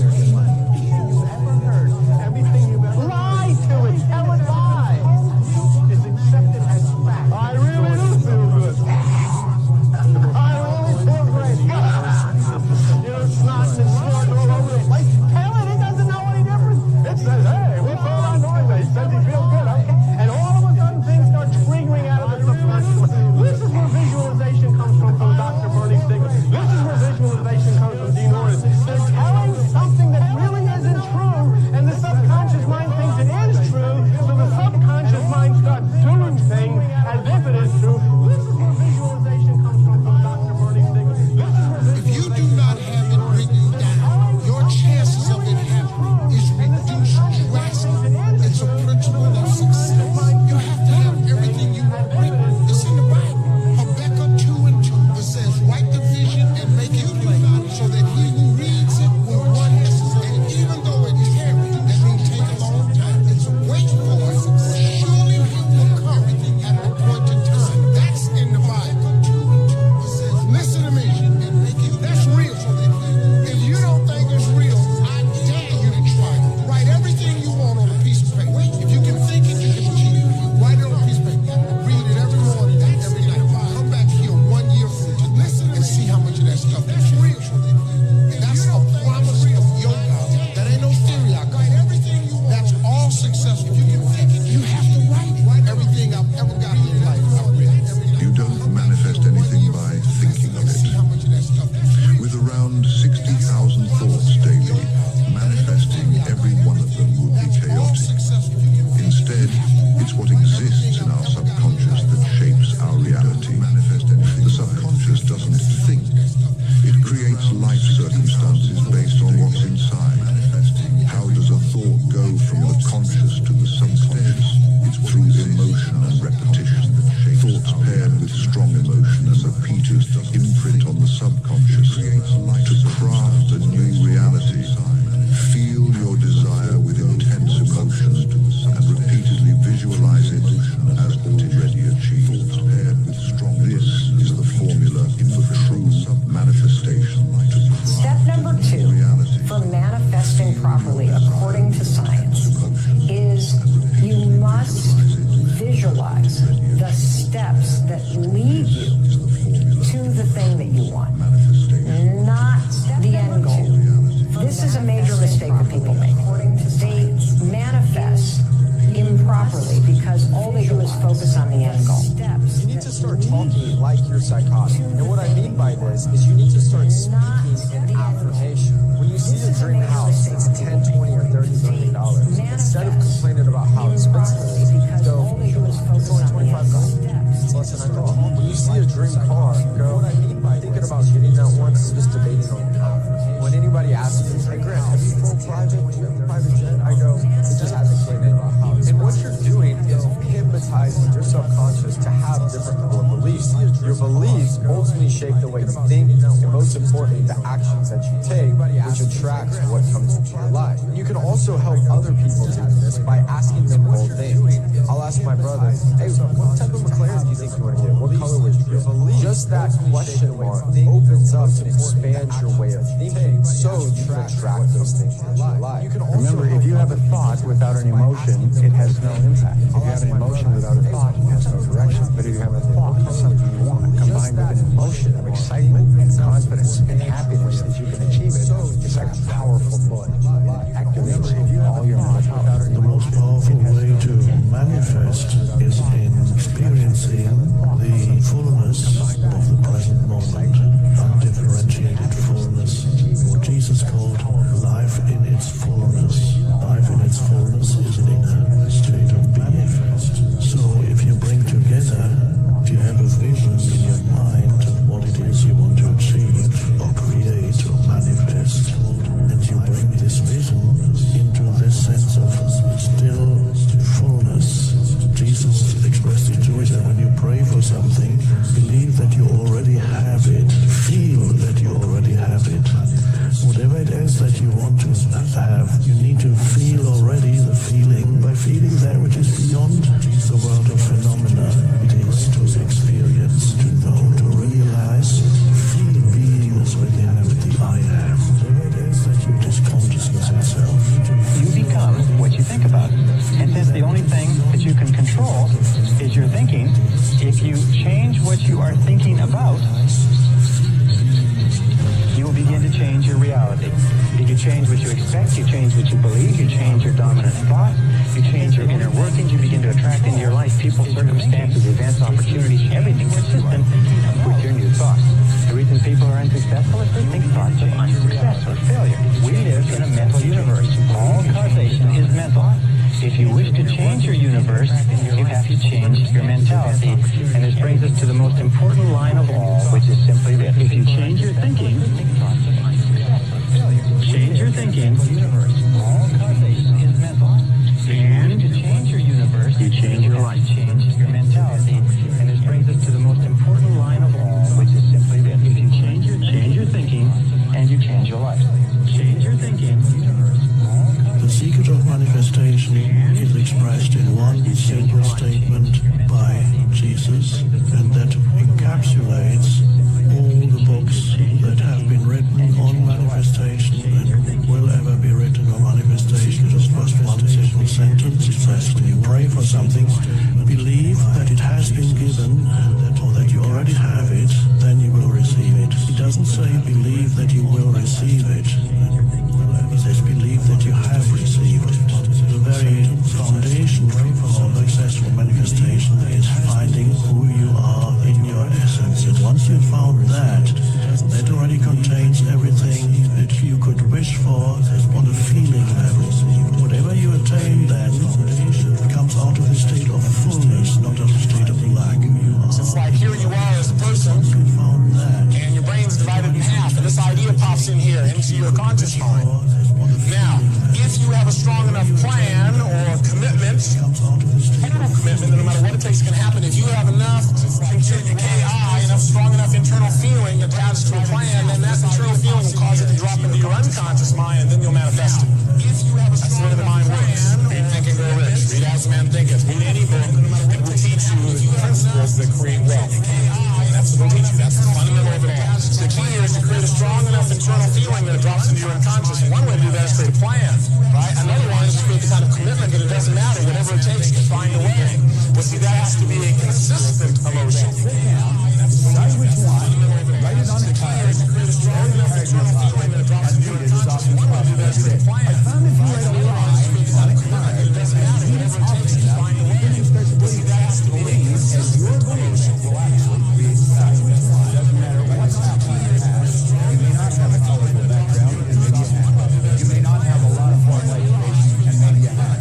That really doesn't matter. If you brought a goal, and you're willing to stick to it and study the laws, you're going to find out that you can win.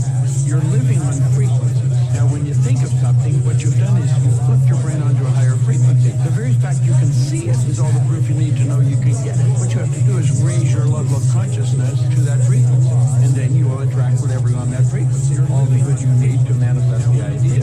Any idea that's held in the mind, that's emphasized, that's either feared or revered, so it could be bad or good, will begin at once to clothe itself in the most convenient and appropriate form available. It starts to move in the form. To manifest abundance quickly, try this powerful routine twice a day. Begin by closing your eyes, take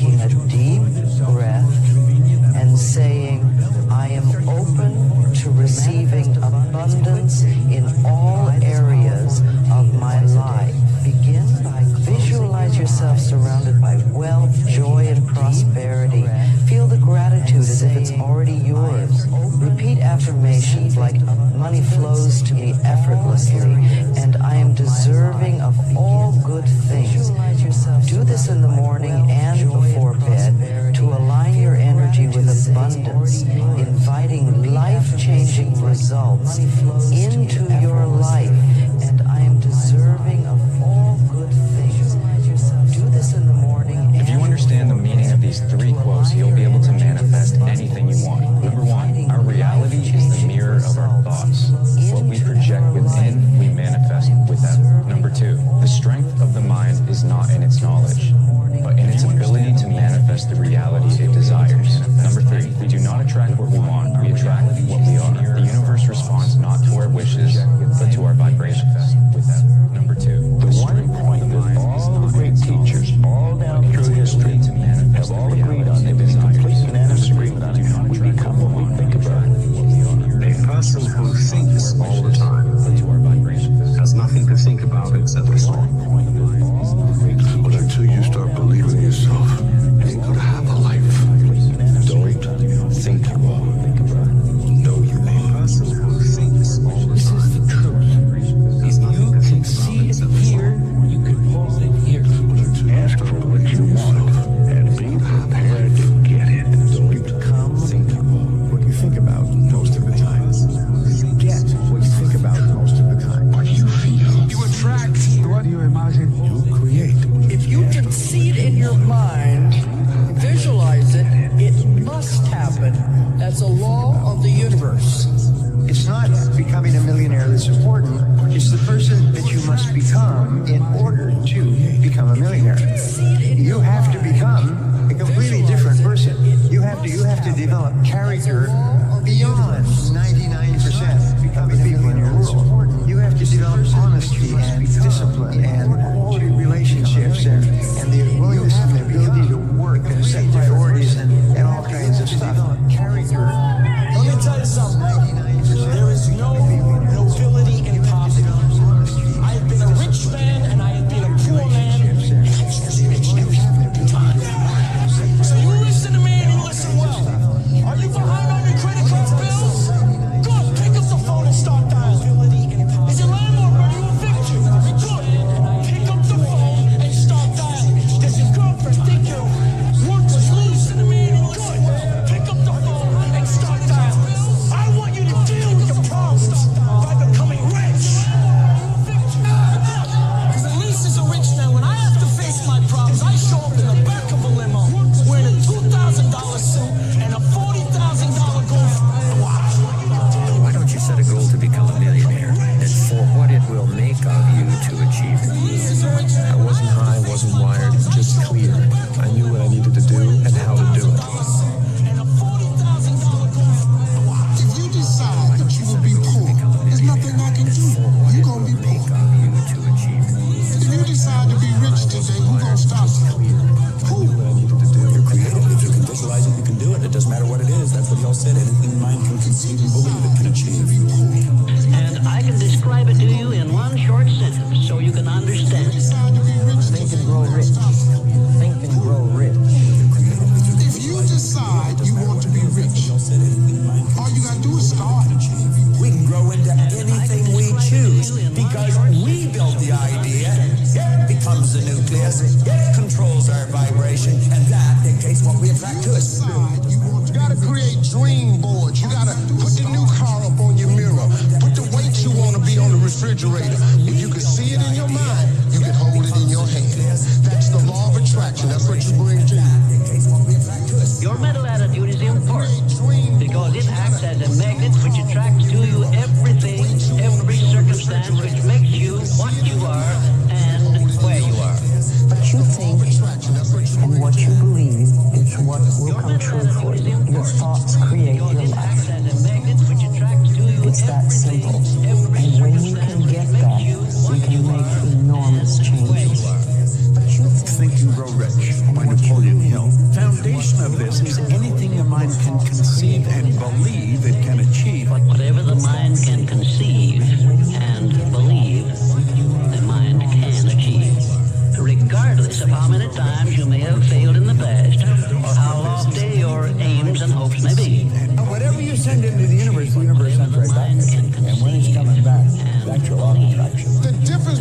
successful people and non-successful people is here. If you want to be successful, you have to change this. What makes it hard is your lack of belief that it can happen for you. The fact of it is, though, it's very doable. This decision is yours and yours alone.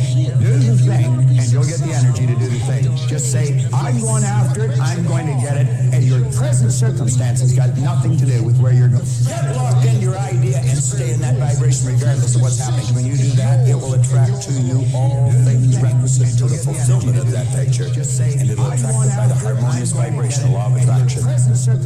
If you wish to keep on the beam that leads to success, be sure that you give Cosmic Habit Force a thought pattern based on the things you want most in life, and it will do the rest. What we give out, we get back. And what we believe about ourselves becomes true for us. Our thinking creates our experiences. There is a law of thinking like everything else, like all of nature. There is a universal energy or law of mind or subconscious mind, whatever you want to call it. But to me it means the power that is within me and around me transforms my thoughts into experiences. Every thought we think and every word you speak is creating our experiences. And it's almost as though every time you think a thought or you speak a word, that universal intelligence or energy is listening or responding to what you are thinking or believing or saying. Whatever we choose to believe becomes true for us. I ask not for more riches, but more wisdom with which to make wiser use of the riches you gave me at birth, consisting in the power to control and direct my own mind to whatever ends I desire. $1 million isn't cool. You know what's cool? $1 billion. That clip we played there, what, about 2013 years I said to my dad, I said, listen, by the time I'm 25 years old, I'm going to be a self-made millionaire. And he laughed at me. No one laughing at me now. I said it on. See this? This is energy too. If you get on the frequency of this song, you can't stop it coming. Success is not something you chase. It's something you attract by the person you become. So act as if. It's not pretending, it's preparing. We cannot attract anything in our life we feel separate from. We always desire things. We always want things. But when we're in the creative process, we cannot create from the lack of not having it. We have to create from the feeling of having it. The person now who's in that state where they're feeling like the event has already happened, they no longer want it. Because that feeling of the emotion, you only look for it when you experience lack. If you feel like it's already happened, you're no longer separate from it. And so feeling that emotion somehow starts to draw things to us. And now we're not having to do anything. The things are starting to come to us. That's the synchronicities, that's the coincidences, that's the opportunities. We're not doing anything, they're coming to us. When you know what you want and you make a committed decision, you are on an exciting trip. See, when you see yourself as what you want, you put your mind on the frequency that it has to be on, and you're going to attract everything you need, and you'll get it right on schedule. Not when you want it, probably. You'll get it as you need it. You know the only prerequisite to getting what you want? Your mind on the frequency that it has to be on, and you're going to attract Let me show you this that I had. you'll get it right on Albert schedule. Einstein said that imagination is everything. It's the preview to life's coming attraction. That's what your imagination is. Your imagination is actually very, very real. Everything you ever imagined is real.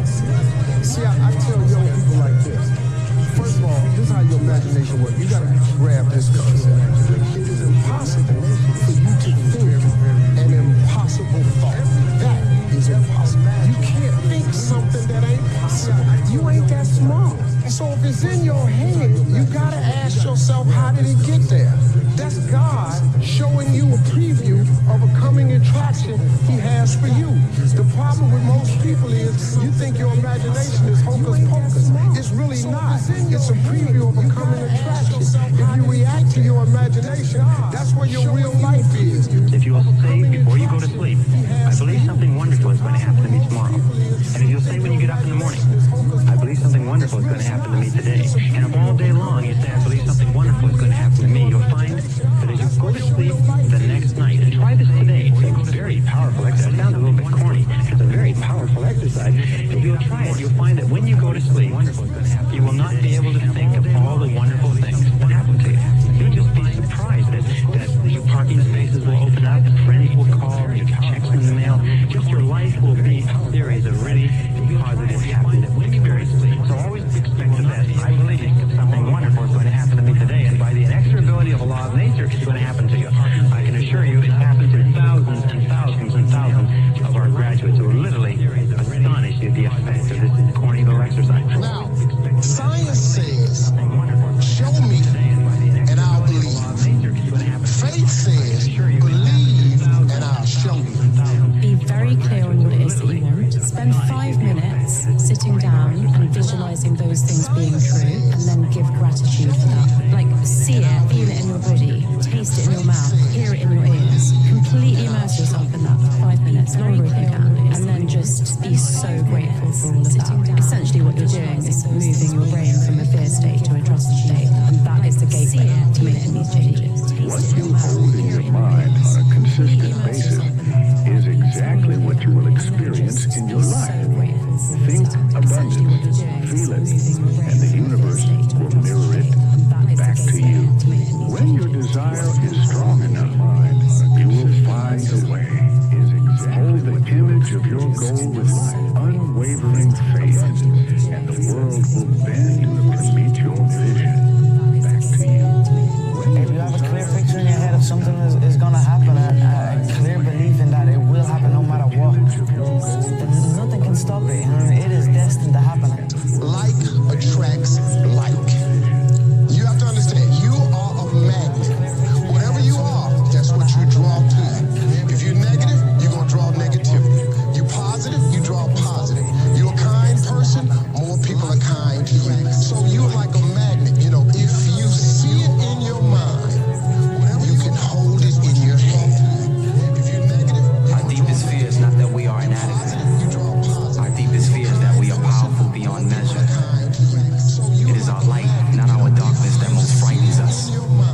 Your playing small does not serve the world. There is nothing enlightened about shrinking so that other people won't feel insecure around you. We were all meant to shine as children do. It's not just in some of us, it's in everyone that most frightens us. And as we let our own light shine, we unconsciously give other people permission to do the same, as we are liberated from our own fear. We were all meant to shine as children do. It's not just in some of us, it's in everyone that most frightens us. As we let our own light shine, we unconsciously give other people permission to do the same, as we are liberated from our own fear. When you stop thinking, there's a wonderful thing that happens in the brain when we become nobody, no one, no thing, nowhere, no time. That's the moment where we shut the mechanism down of thinking, and by focusing on nothing, on space, there's a recalibration of the nervous system back to more order, back to more wholeness, back to more oneness. And the closer you get to singularity, to source, to oneness, to wholeness, to absolute, whatever you want to call that, and you're creating from the field instead of from matter, every thought in the quantum produces a frequency. So the thought of your wealth in the quantum should produce the frequency or the feeling of abundance. And if you can experience the feeling of that ahead of the actual event, you're beginning to change information in the field. Keep doing that, and thought objectifies and conditions reality. So you create a thought form, and in time, all of a sudden you start having these synchronicities and these outcomes in your life. Gosh, it's so sad when somebody's in the right country and they got the wrong philosophy. Let me give you some examples on philosophy that can get you from $5 an hour to $6 an hour. Here's number one. Wait for the government to change the minimum wage. If you wait long enough, sure enough, the government will change the minimum wage, let's say to $6 now.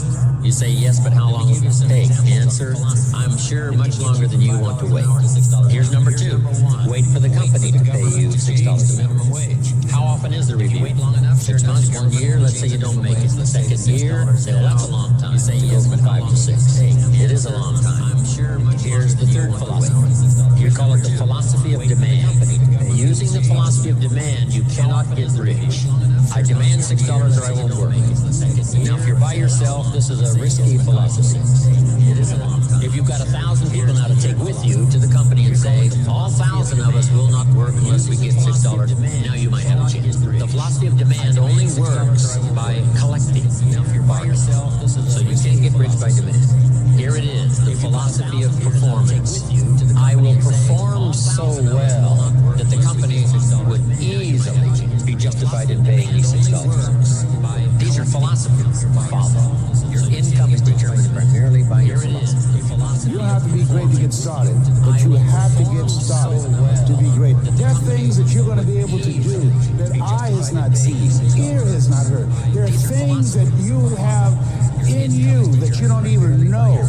But until you get outside of your comfort zone, you will never discover it. You have something special. You have greatness within you. But in order to manifest your greatness, you've got to put yourself in a perpetual state of discomfort.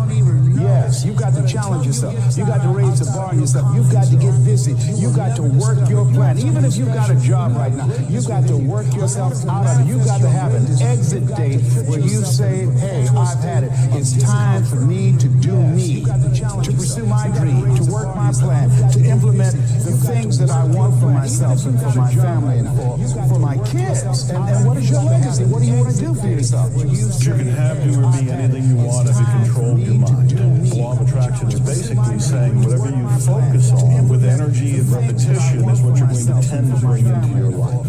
Most people don't realize that their thoughts are in the toilet. There are things like, I'm not good enough, it's not going to work out. All of these kinds of negative thoughts keep people shut down. They don't go for the dreams. What the law of attraction is teaching people is that you have a choice. You can change your thinking, start to generate what you do want to think. And this is where things like affirmation, positive thinking, positive statements, instead of saying I'm not good enough, begin to say I am good enough. A reticular activating system in the brain responds to repetition, imagery, and emotion. Being where you want to go, by choosing what you want, getting an image of what you want, fueling it with passion and love, and then you can start to create it almost organically and automatically. Responds to repetition, imagery. I mean, if you can see it here, and you have the courage enough to speak it, it will happen. So, a lot of times people believe in certain things, but they keep to themselves. They don't put it out there. You truly believe in it. If you become vocal with it, you are creating that law of attraction, and it will become reality. If you see it in your mind, you can hold it in your hand. The thoughts we think and the words we speak are constantly creating our future. Our beliefs shape our life. Ask, believe, receive. Success begins in the mind. Whatever you can clearly imagine, ardently desire, and firmly believe, you can bring into your reality. Success. Have you ever asked yourself what differentiates the winners from the masses? Well, I have. I've researched the subject now for over a quarter of a century, and I have found that the winners are aware of a certain place within. It's referred to as the higher self. And in this higher self, there's an image of perfection, which is forever attempting to express itself in a greater way. When the winner wants to turn their dreams into physical realities, they call on this higher self. And they set about it and change the world, not just for themselves, but for everyone in it. It's a choice. It's a matter of the heart. That your mindset could change your whole atmosphere. That you can turn your mess into a message, and your test into a testimony. Any thought, plan, goal, or idea that you hold continuously in your conscious mind and that you intensely desire must be brought into reality by your superconscious mind. If you can hold it continuously, if you can emotionalize it, if you can visualize it in your conscious mind, the superconscious mind will begin to organize the entire universe of experience around you to draw into your life the people and circumstances necessary to make that idea come true. Write everything you imagine down. Write it all down. Pray about it and watch what happens. You gotta start believing in your imagination.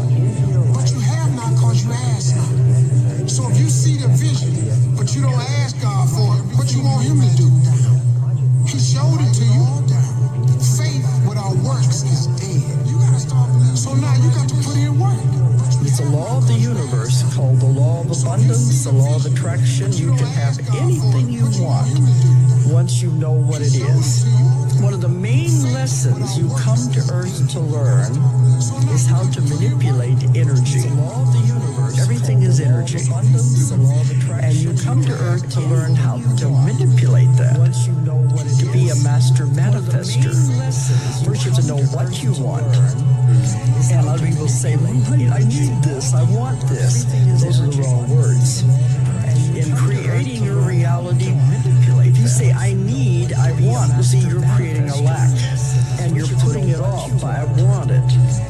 No, the wording is, I have it.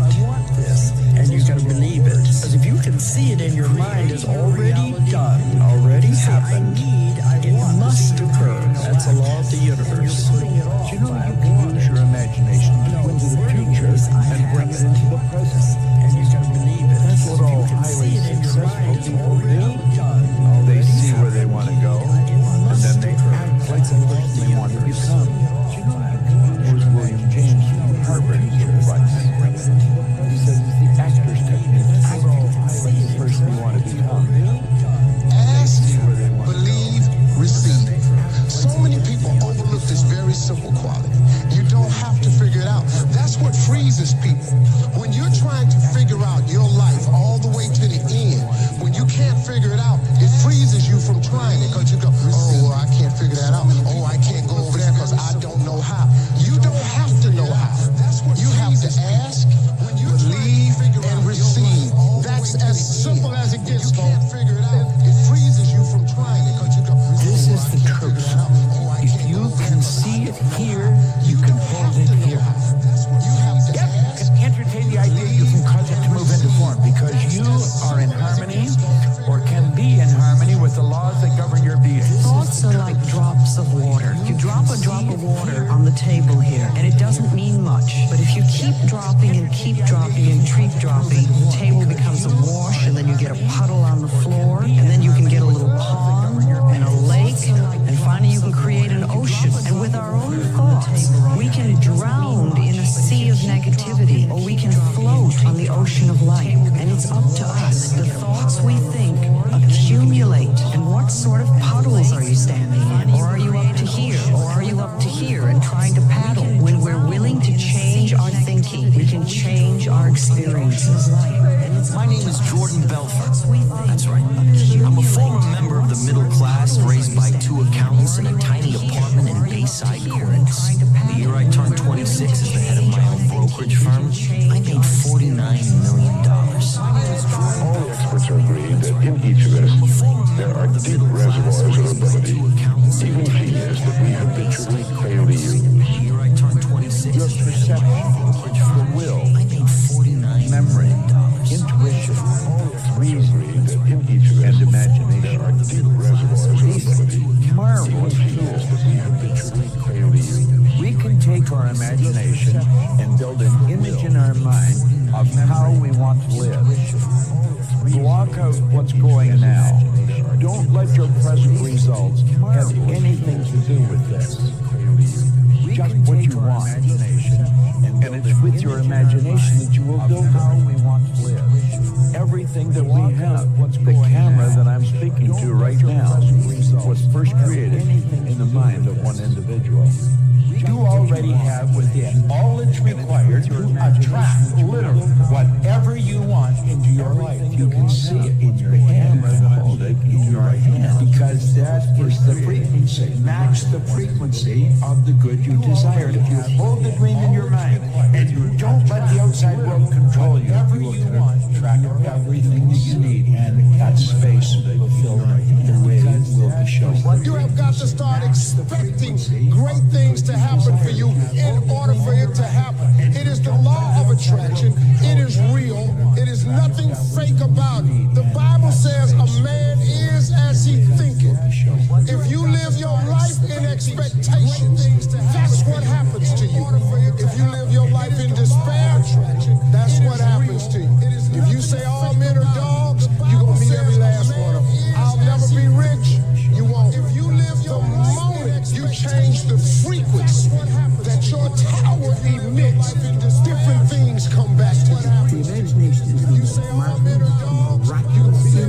inconceivably powerful force the world has ever known.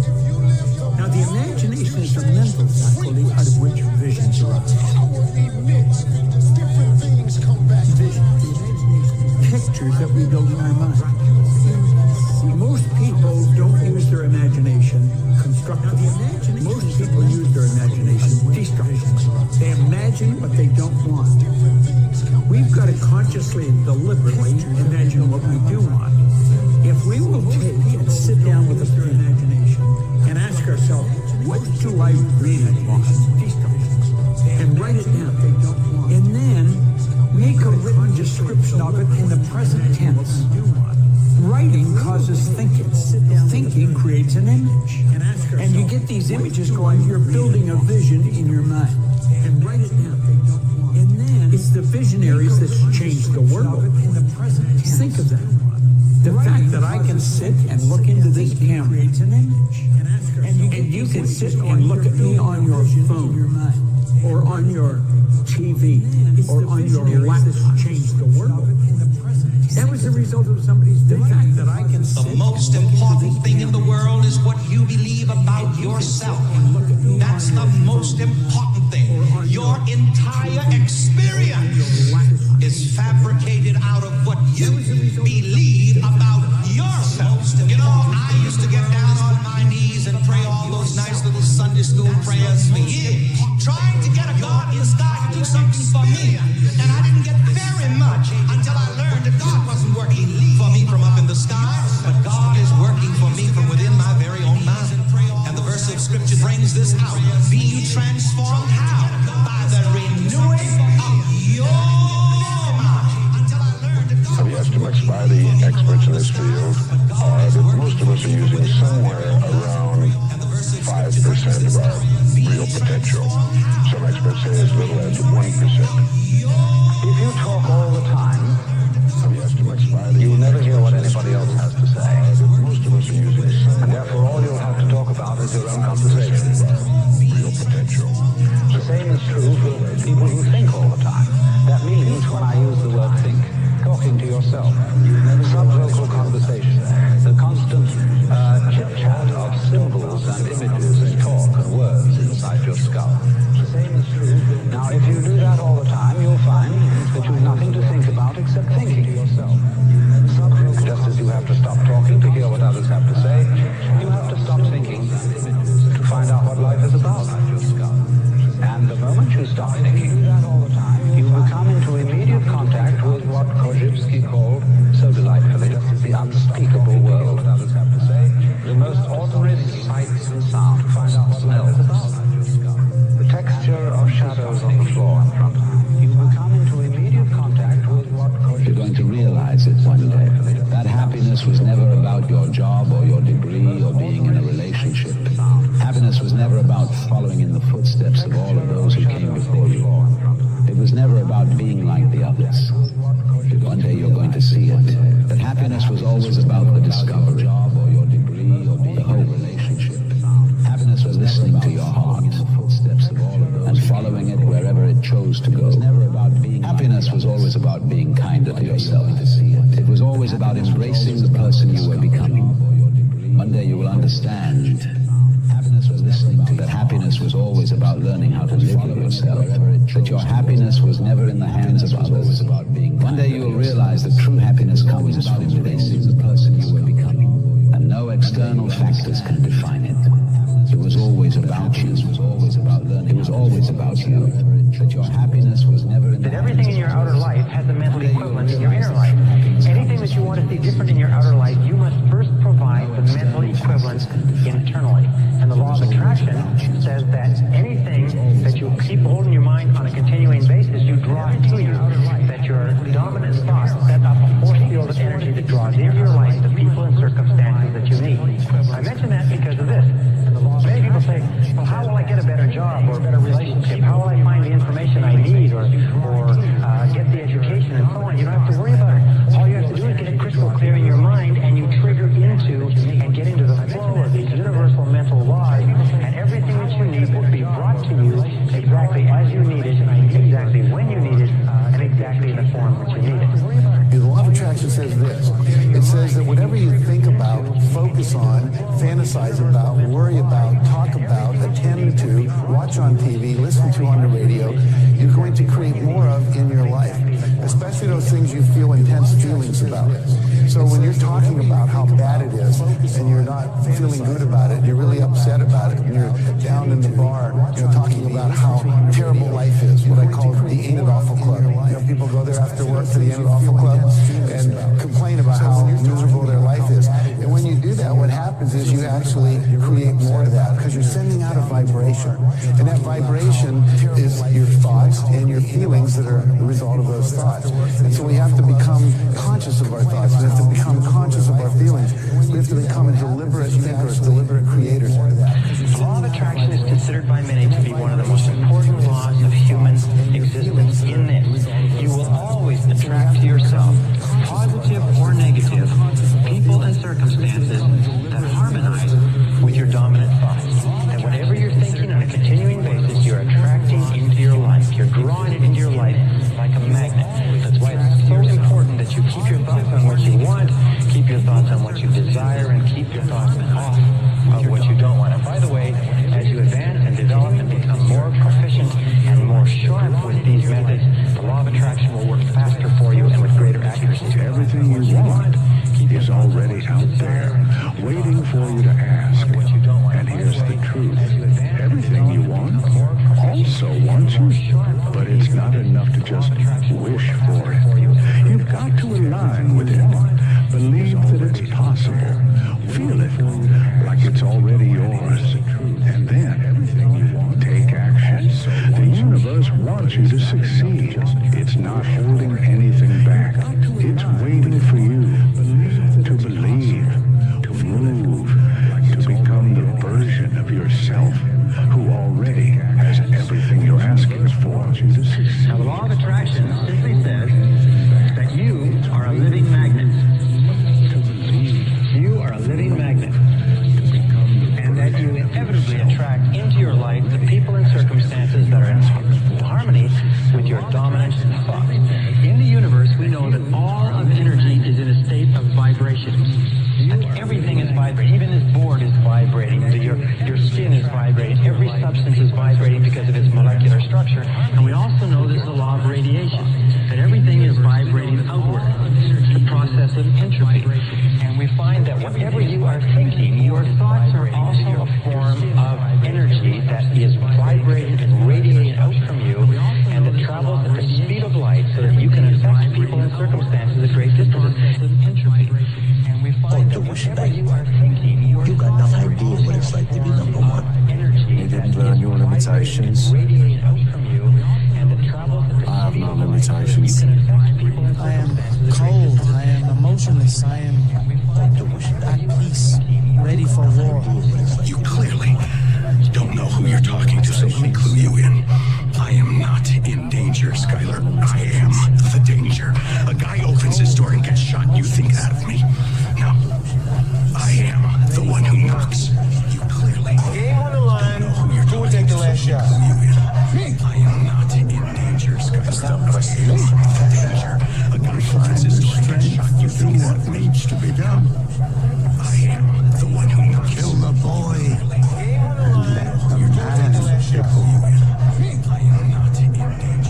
What's the difference between a hero and a coward? There ain't no difference. Inside, they're both exactly alike. Both scared of dying or getting hurt. But it's what the hero does that makes him a hero. What the other guy doesn't do makes him a coward. Let me be very clear. Both scared of dying or getting hurt. I'll never give up. But it's what the hero does that makes him a hero. You want to beat the king, right? The current king. You're looking at the current king, Ariel. You're interviewing the current king. I never had to worry about that. I really would make it. Because I know I will kill some of this. You want to beat the king, right? The current king. I ridiculed everyone on the roster. I just want to say from the bottom of my heart, I'd like to take this chance to apologize to absolutely nobody. The Donald Trump does what the he wants. You want to beat the king, right? When you're running, I ridiculed everyone on the roster. you run on for hours. What? Thanks. This is where we hold them. This is where we fight. This is where they die. I feel like I fight from something a little bit different. You know, there's a dog inside of me. Either you have it or you don't. There's a difference between who you are and what you are. When I step in that quarters, I become that. I am that killer snake. Fight from something a little bit different. Stone cold. There's a dog inside. He should have killed me when he had the chance. Cause now I'm back and I'm gonna kill you and your whole fucking team. You and them shit. This is my guitar. Antonio Montana. Say you? What you call yourself? He should have killed me when he had the chance. Cause now I'm back and I'm gonna kill you and your whole fucking team. You and them. Someone out there said I'm working harder than you. Sometimes I look in the mirror and get little frights as well looking at myself because I am an absolute animal, a machine. So I probably wouldn't want to find me either. But I gotta say, I'm him, guys. Guys, get the hell out of the door. He's running away from a boo. The only way out for me at that time was death. I'm going to be the next, or I'm going to die trying. And my body said, Roger that. I'm telling you from the bottom of my soul, it is so easy to beat people today. They are so soft. They have no work ethic. No one can stick with anything. Everyone's distracted. They're on social media. They're counting their notifications because they can't stick with shit. From the bottom of my soul, it is so easy to beat people today. They are so soft. They have no work ethic. No one can stick with anything. Everyone's distracted. They're on social media.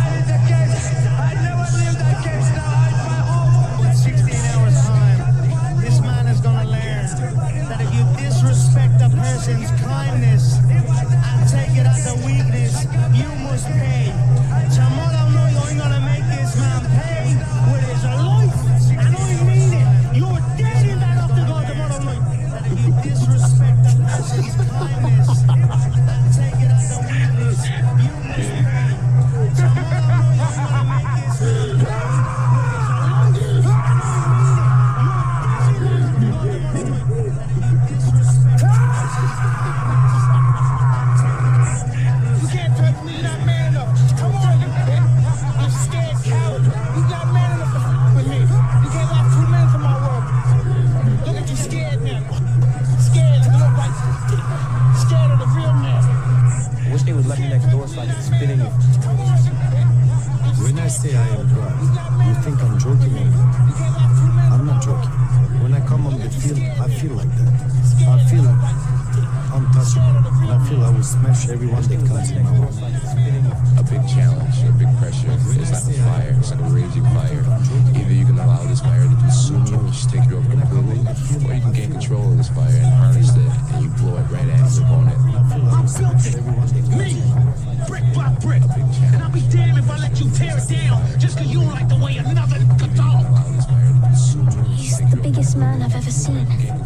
I wouldn't want to fight him. That's why no one will remember your name. Yesterday I give you slap, Artyom, I give you slap. You eat this like a woman, like a baby. What happened now? Something changed? Or you with 30 people? Let me know, and that's it.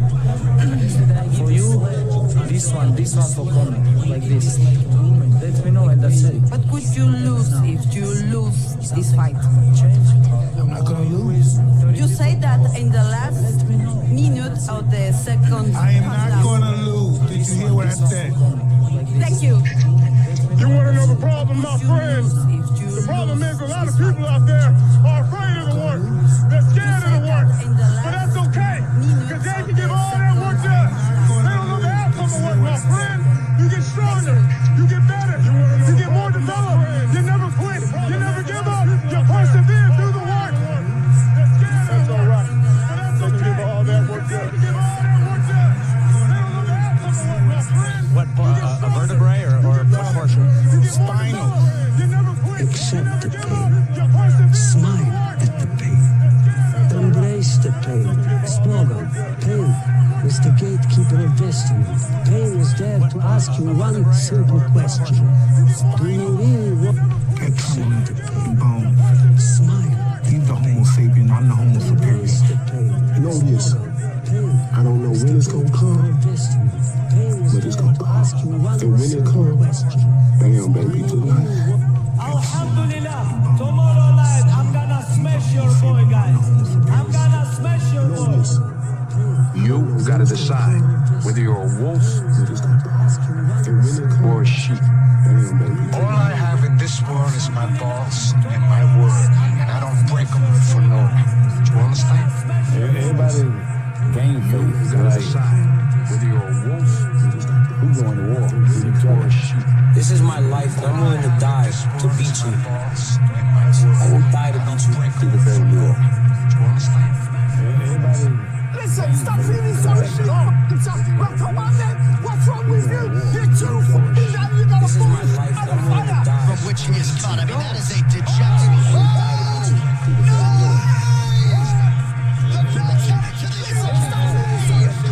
Don't doubt to me, I couldn't do it. Don't say I couldn't do it. Look at me now.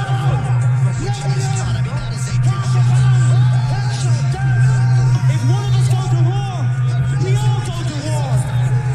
We're not here just to take part, we're here to take over. You know we've been fighting 400 still fighting to this day. To this day. To this day. If one of us go to war, we all go to war. You act like a man. What can I do? What can I do? You know we've been fighting 400 still fighting to this day. To this day. I tried to fix it.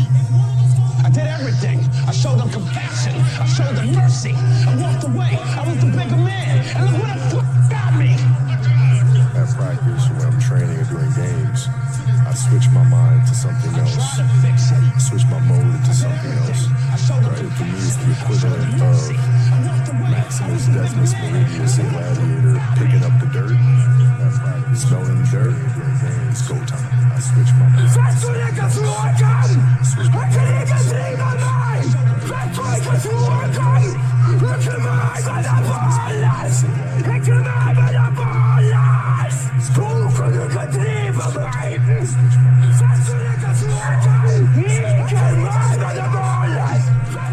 Stop it! Because there's no negotiation when it comes to your success. You either do it or you don't. And there was no in between. I'm sitting here on my breakthrough at work, running miles going in. It's my goddamn town. So you go, you work, you push, because there is no excuse. You either do it or you don't. There is no excuse. And there was no in between. I'm sitting here. Ninth place. 8th. 7th. So you go, you work, you push, because there is no excuse. You either do it or you don't. There is no excuse. And there was no in between. I'm sitting here. 9th place. 8th. 7th. So you go, you work, you push, because there is no excuse. You either do it or you don't. There is no excuse.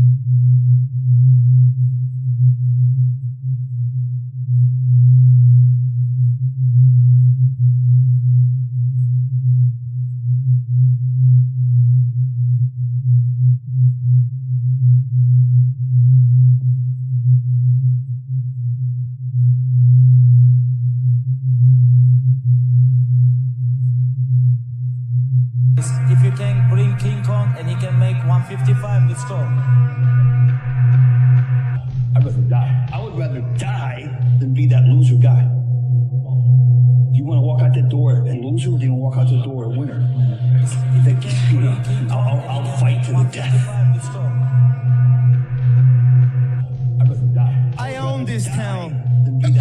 I own Rio de Janeiro. So for him to say he is the king and I am the joker, if this was a different time, I would invade his favela on horseback and kill anyone that was not fit to whoop. But we are in a new time, so I'll whoop his ass in July. Rio de Janeiro. So for him to say he is the king and I am the joker, if this was a different time, I would invade his favela on horseback and kill when you're hurt, how do you feel? You lay down, right? You take a second, you go, you take your vitamins, do your thing. When I'm hurt, I love it. I love that feeling because it's real. That's the most realest feeling that you could ever have. You lay down, right? Oh, so that's how you gonna play. You gotta do this and fight. That's all I needed. That's all I needed for him to do that, and it became personal with me. Because it's real. That's the most realest feeling that you could ever have. Oh, so that's how you gonna play. Yeah, Conor McGregor, you're taking everything I work for, brother. I'm gonna fight, sure. All I needed for him to do that. You know what's the real fight? What's the real money fight is me, not these clowns that you already punked at the press conference. Everyone want to see that. You know you beat them already. That's the easy fight. Conor got real, you're taking everything right here. Made me have to look at who I am as an individual. Do I want to do the training? Okay, fine, I can train. But do I really want to diet? Do I really want to give up time with friends? Do I want to be misunderstood? Am I okay with scrutiny? Made me have to look at who I am as an individual. Who wants the position you are? Who wants the job you have? Is someone out there hungry? They want everything you should have. I want to be misunderstood. Don't put on the show. Am I okay with First you win the game, don't put on the show. You win the game, don't put on the show. You win the game, don't put on the show. First you win the game, you don't put on the show.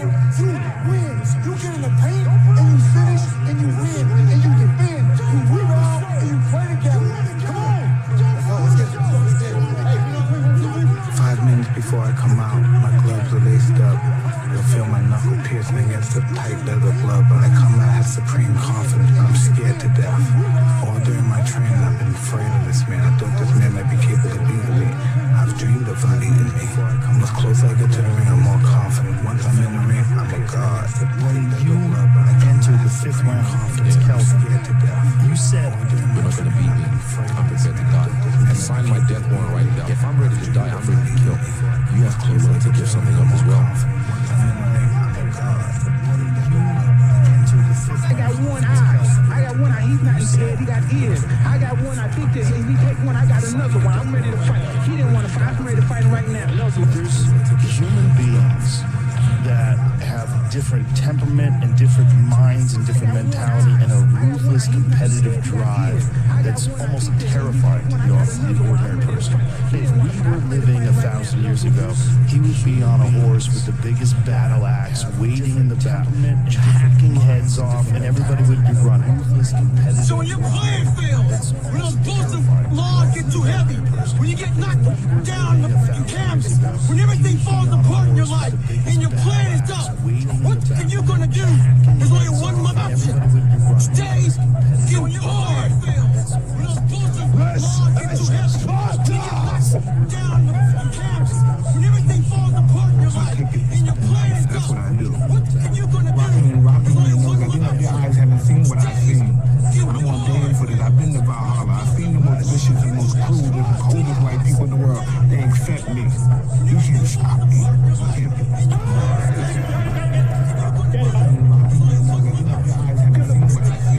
I'm not gonna keep telling you the same thing. You understand me? You got to stay down at that. Keep your hands up. You understand me? You making this fight closer than it gotta be, Carl. You got to keep your hands up.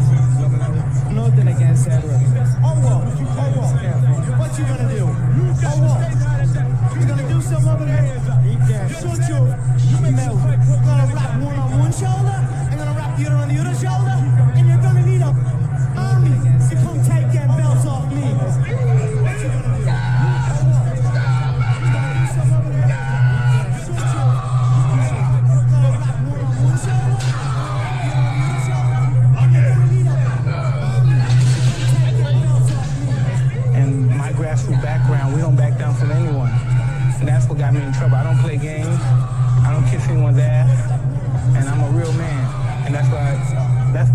be in a fight anything. I'm a man, and that's why I want to be a man. And if I die, I want to die a man. I don't want to die a bit. Squeeze it! And I'm a real man. And that's why Kill me! regardless of being a fight anything, I'm a man. Squeeze! He's waiting for the ground. I want to die a man. I don't want to die a bit. So I looked him dead in the eye and I said, Uva moher, which means you will die in his own language. Look into my eyes, real man. Real Brazilian. Uva moher. What you gonna say now? Face to face. Hand to man. What you gonna say? What you gonna say? In his own language. You wanna know how you become better? You work hard. Work hard. Become better. Work hard. Become better. Work hard. Become better. Work hard. Become better. Work hard. Become better. Work hard. Become better. Work hard. Become better. Work hard. Become better. Work hard and become better, my friend. Become better. A lot of people, when you think about working out, they think of it as being a physical thing. Right, no. I saw working out as a way for me to build calluses on my mind. I had to callous over the victim's mentality. So I always equated training to mental toughness. Physical thing. Right, no. You be that warrior in I that saw garden. working out as a way for me to build calluses on my mind. And you I had to stand callous strong. over the victim's You be a mentality. strong man. So You be a I good always man. equated training And you just let the world to rage around you. mental toughness. Are you a good guy trying to be bad, or are you a bad guy trying to be good? I think I am a bad guy that's trying to be good. You just let the world rage around you. Are you a good guy? I'm from Brownsville, Brooklyn. I'm not afraid of nobody. In the ring or outer ring, they got a gun or a knife. And I'll show him that too. Mike, I'm just ready to get it on and crush this guy's skull. And show the real world champion is the best fighter in the era. Tough times create strong I'm not men. afraid of nobody. In the ring Strong or men outer ring, create they got easy a gun or a times. knife. And I'll show him Easy that times too. create Mike, weak I'm just men. ready to get it on and crush this guy's skull. Weak men create tough Show the times. real world champion is the best fighter in the era. He said to me, many will not understand strong men, but you have to raise warriors. Strong men create easy times. Mr. Sharp, you're meant to be resting. Easy times create weak men. I've learned something, Francis. There's no rest for me in this world. But you have to raise warriors. Strong men create easy times. Mr. Sharp, you're meant to be resting. In any fight, it's the guy who's willing to die who's gonna win that itch. And I know if I'm gonna have any life anymore, it's because I'm still willing to fight and die for that itch. So, you want to be a fighter? It's the guy who's willing to And you know, die once you who's start, gonna there's win no that going itch. back. And I know if I'm gonna have any life anymore, This means total it's commitment. because I'm still willing Once you begin the to path, fight and die there for is that no itch. leaving the path. So, you want to be You are an man. Hey, get on, mate! start, there's no going back. Who put this thing together? Me! That's who! This means total commitment. Who do I trust? Once you begin Me! the path, there is no leaving the path. So, you want to be You are an man. Hey, get on, mate! Who put this thing together? Me! That's who! Who do I trust? Me! You are an man.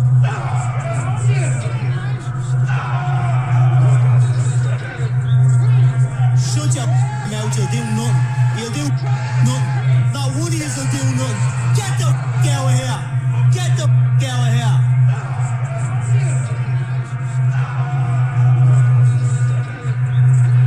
Shut your mouth, you'll do nothing. You'll do nothing. You're up 2-0. What's the story? Are you not happy or you're only half happy or Still to be happy about. you're up 2-0? Job's not finished. Job finished? Well, I don't think so. What's the story? Are you not happy or you're only half happy or Still to be happy about. you're up 2-0? Job's not finished. Job finished? No, I don't think so. Why? Well, because we can. Because we can. And if we can, we do. We don't care what you look like. We don't care who you voted for. worship what you worship, who you love. It doesn't matter if your dad left you millions when he died or if you knew who your father was. We have been honed into a machine of lethal moving parts that you would be wise to avoid if you know what's good for you. We will not be intimidated. We will not back down. We've seen war. We don't want war. But if you want war with the United States of America, there's one thing I can promise you, so help me God. Someone else will raise your sons and daughters. We will not back down. Man, what the hell are you doing? This guy will knock you on your ass. Come on, Rock, it's not a game. You want to live in the hospital for 5 weeks this time? He's hurt. Someone else will Damn, Rock, raise your come sons on. and daughters. What's the matter with you? What are you doing? Come on. This guy will knock you on your ass. There is no tomorrow. There is no tomorrow. 5 weeks this time? Not by you, anyway, you little fool, whoever you are. Exactly, tell that to shut his mouth. Listen to me, you crack of money. Listen to me, okay? If I don't have that money in 24 hours, I promise to God that I will devote every second I have on this green earth to making sure you and everybody you care about suffers. $10 you own nothing, you got nothing. Listen to me, okay? Giovanni Giovanni on every corner, man, looking after you, watching everything you do, everything you say. On this green earth to making sure you and everybody you care about suffers.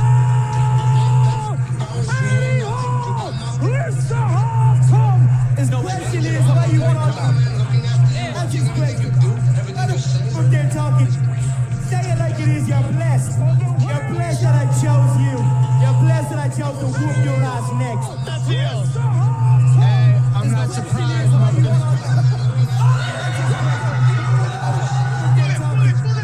Say it like it is. You're blessed. Sunday, I'm gonna kill your dreams. I wanna kill your dreams. How much harder will you work in this offseason now to get back to the championship? I push myself to exhaustion. When I count to three, I want this entire arena to scream. How much harder will you work in this offseason now to get back to the championship? 1, 2, 3. I push myself to If the exhaustion. lion is the king of the jungle, how can he be the king of the jungle? If he's not the biggest, the elephant is probably one of the biggest. Why did, I'm laughing nervously, you really felt that how did you get yourself into a frame of mind where you wanted to kill someone? So would you sit and think about it before a fight, think about the guy you were fighting?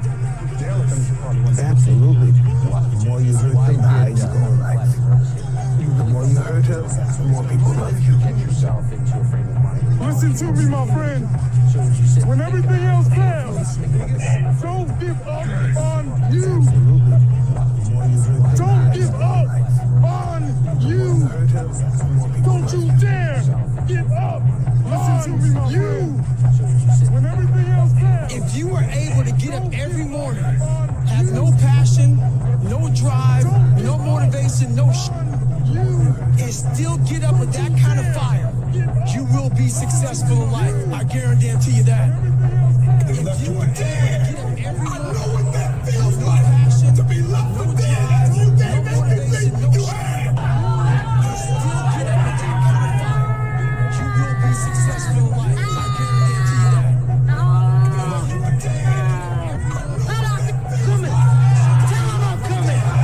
Those who have swords and know how to use them, but keep them sheathed, will inherit the world. You should be a monster. You know, because everyone says, well, you should be harmless, virtuous. You shouldn't do anyone any harm. You should sheath your competitive instinct. You shouldn't try to win.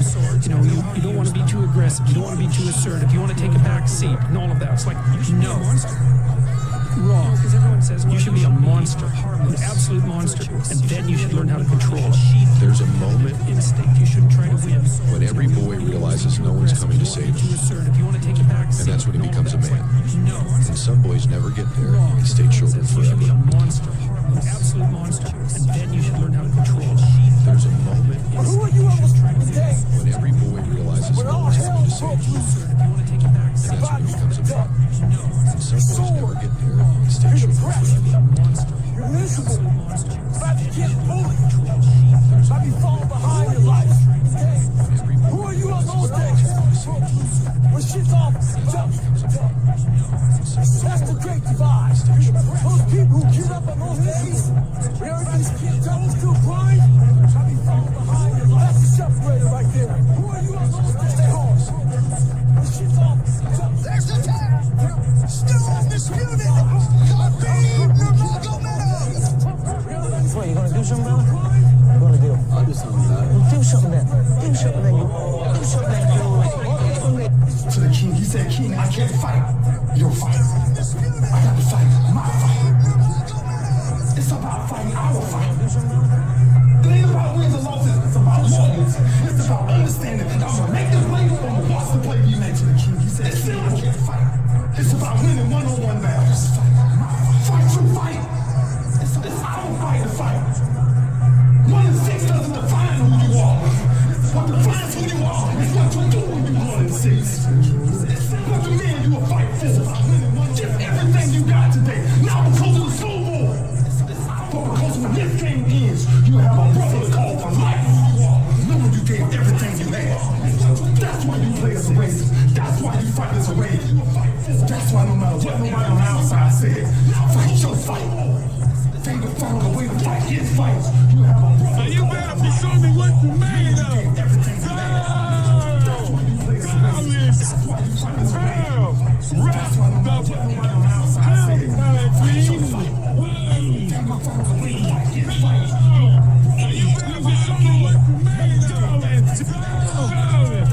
Now you better show me what you made of. Passion is free. Nobody can charge you for passion. Nobody can tell you what passion looks like. Because that's all about you. Passion, effort is isolated. The reason why effort is isolated is because nobody can dictate it. Effort is 100% in the mind. No coach, no trainer, nobody else can make you run to the ball. Nobody else can make you finish the tackle. Nobody else can do it. The reason why effort is isolated, that's why it's the most isolated things in this earth right now. It's 100% in the mind. When you finally figure it out, how to win real battles, it's found with fundamentals. That's what wins championships. And I just said, just shut up and let me enjoy this path. I don't want anything to numb it. Figure out what price you are willing to pay for what you want. Well, life took me somewhere unexpected. I'm unprepared. It's about 6 degrees out here, and I'm underdressed. But guess what? No one gives a fuck. Sometimes life can really hijack your mind. When that happens to you, you're all up. Your goals, your ambitions, everything is out the window. In life, we all go through different things. Sometimes your girlfriend or boyfriend breaks up with you. Guess what? Get them over it. They no longer want you. Maybe you failed a test in school. You worked your ass off. Guess what? You failed the test. Get over it. Move past it. Learn to not let life hijack your brain. At work, you work your ass off for a new promotion. You don't get it. Someone else does. Maybe they get better at you than you do. Guess what? Get over it. Life will hijack your mind if you let it. Don't allow all these things to make you a lesser person. You must own your mind. Don't let life own yours. Get out there, stay hard. Maybe they get better at you. They no longer want you. Maybe you failed a test in school. You worked your ass off. Guess what? You failed the test. Get over it. Move past it. Learn to not let life hijack your brain. At work, you're working your ass off for that new promotion. You don't get it. Someone else does. Maybe they get better at it than you do. Guess what? Get over it. Life will hijack your mind if you let it. Don't allow all these things to make you a lesser person. You must own your mind. Don't let life own yours. You have no idea who the fuck I am. You have a responsibility and a duty to be fathers, not to just make babies. And you can't expect any good to come to you if you don't visit any good on your son or your daughter. To think I am the best guy out there. I don't care if LeBron's playing. Hey, nigga, you banging on my door like you the motherfucking police. I ain't nobody unless you buying. You know who I am? If you don't visit any good on your son or your daughter. Shit. Okay, I got you. We looking for 2 girls. One of them might have had your sweatshirt on. Where they at? We find out y'all up here tripping over some shit, man. Come on. Yes, you question. What To give you a choice. See, you're in my house, fatso, and you didn't ask permission. So you and your friends can leave now, or they can carry your fat out in a bucket. Now I'll count to 3. Who you talking to, son? See, you're in my house, fatso, and you didn't ask permission. 2. So you and your friends can leave now. But at 1 o'clock in the morning, no one thing. I was blinded. Now I'll count to 3.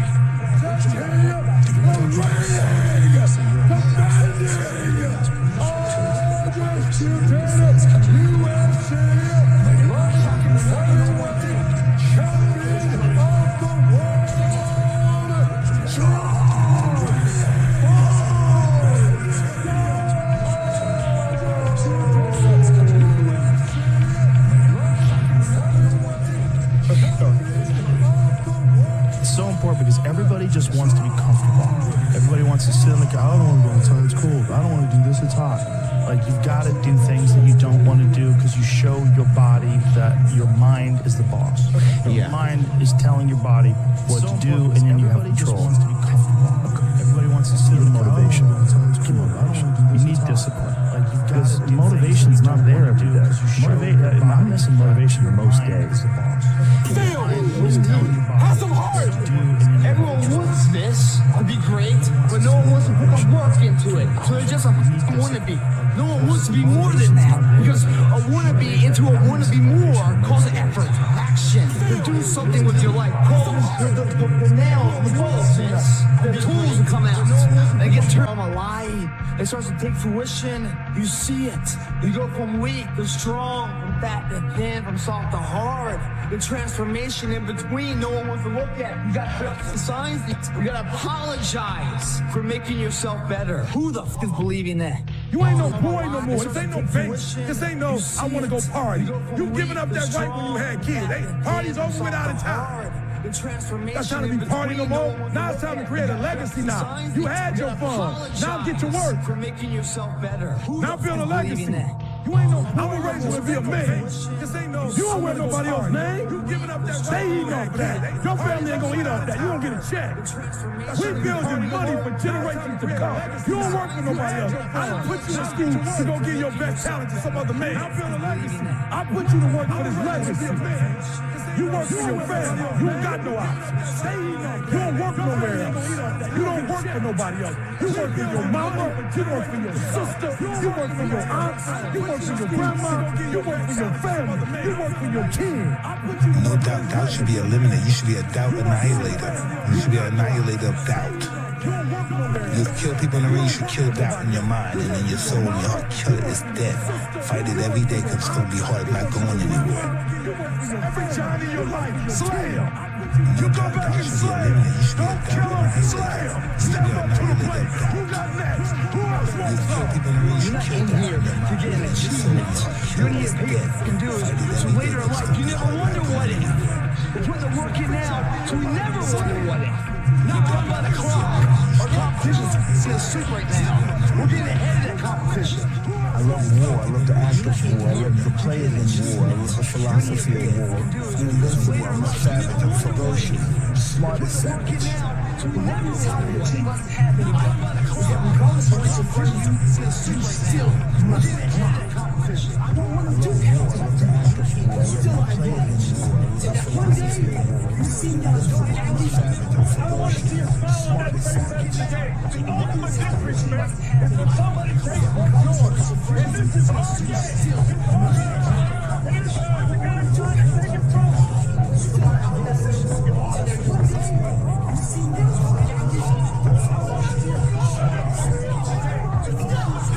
Think things are gonna just go your way? Well, they're not gonna just go your way. You gotta make them go your way. You think things are gonna just happen for you? Well, they're not just gonna happen for you. You gotta make them happen. There is always gonna be changes. With your name, this is your choice. You wanna put your name there? Okay, walk away. No? Very simple, nothing special. I think depression's a look. Wow. Because where I'm from, you can't afford to be depressed. You gotta pay the bill, right? Right. So you gotta go to work. You gotta get up. You gotta go do what you gotta do. They got people right now that's at work don't feel like being there, but they got responsibility, so they go. They feel uncomfortable while they're working. Someone's taking Michael. Business first. They took Michael last night. Business first. You gotta get up. You gotta go do what you gotta do. Empty your mind. Right now it's at work don't feel like Be formless. Shapeless. With water. When you put water into a cup, it becomes the cup. You put water into a bottle, it becomes the bottle. You put it in a teapot, it becomes the teapot. And water can flow, or it can crash. And water, my friend, water. I literally put myself in a fire repeatedly like a sword. You put a sword in a fire repeatedly. If you keep on doing that, you're going to get a nice sword. You got to be hungry. People that are hungry are willing to do the things today others won't do in order to have the things tomorrow others won't have. People that are hungry believe, always strive to get on top of life because it's the bottom that's over crowded. People that are hungry, A real man in the dark when nobody's watching, he put in the work. others won't do. A real man, when coach ain't even watching, he's studying film on his own. Because he loves the process. And you will be a champion, and we will be a beast. You're going to have to go through something. A real man in the dark. Ain't nobody going to hand you nothing. Ain't nobody going to hand you no champion phenomenal. You forgot 1, 2, 3. It's time to figure it out. 1, 2, 3. He loves the process. And you will be a champion. When I feel like you're tired, when you tired, think of last year and think of that record. Every time I get tired or I think I can't go no more, I think of that record. That ain't us. We can make it.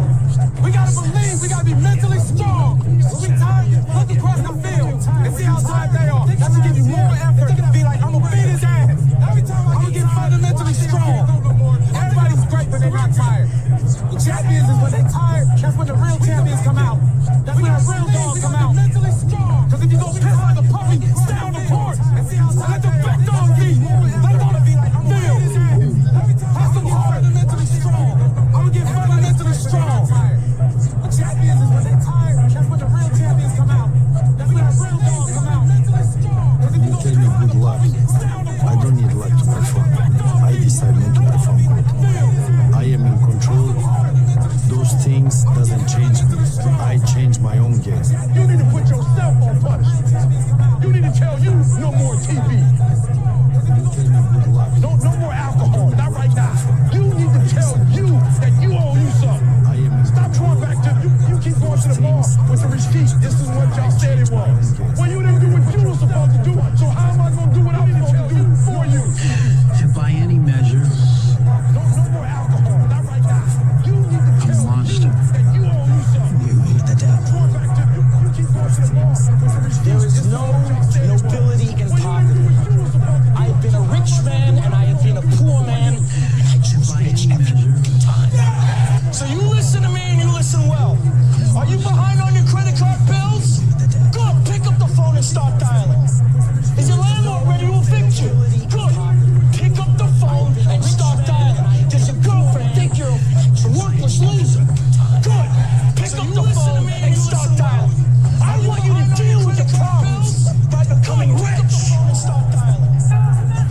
At least as a rich man, when I have to face my problems, I show up in the back of a limo wearing a 2,000 depression, and you start being by yourself, and you start thinking and wondering. Once you start wondering, you already lost. Even if you don't believe in depression, and you start being I'm the best right now. And if you want to go through motivational speaking, you got to go through me. Ain't nobody doing it like this. They all wear shirt and tie. Ain't nobody bring hip hop to motivation. I must be the greatest. Ain't nobody doing it. I shook up motivational speaking. I changed the whole genre. I must be the greatest, not because I'm cocky, but I gotta tell myself I'm the best if I'm gonna be the best. I gotta believe in me. Fine, but do not for 1 second remember what I gotta do to get mine. Cause I promise you, there is nothing I'm not prepared to do. Fine, but do not for 1 second remember what I gotta do to get mine. Cause I promise you, there is nothing I'm not prepared to do. Fine, but do not for 1 second remember what I gotta do to get mine. Cause I promise you, there is nothing I'm not prepared to do. And my personal question to you is, why not you? We all ask why we should work this hard. Why take that many classes? Why go to school that many years? You know, why take the notes? Why read the books? Why work that hard? Why put yourself through the push-ups and the discipline? You know, why? Good question. Why read the books? Why work? Best answer to why, I think, is the second push-ups and the discipline. Why not? Why? Good question. Why not see how many books you can read? How many classes you can take? How many skills you can develop? Why not see how valuable you can become to the marketplace, to your friends, to your family? Why not see what you can make of yourself? Why not see how far you can go, how much you can see, how much you can earn, how much you can share? Why not? Why not?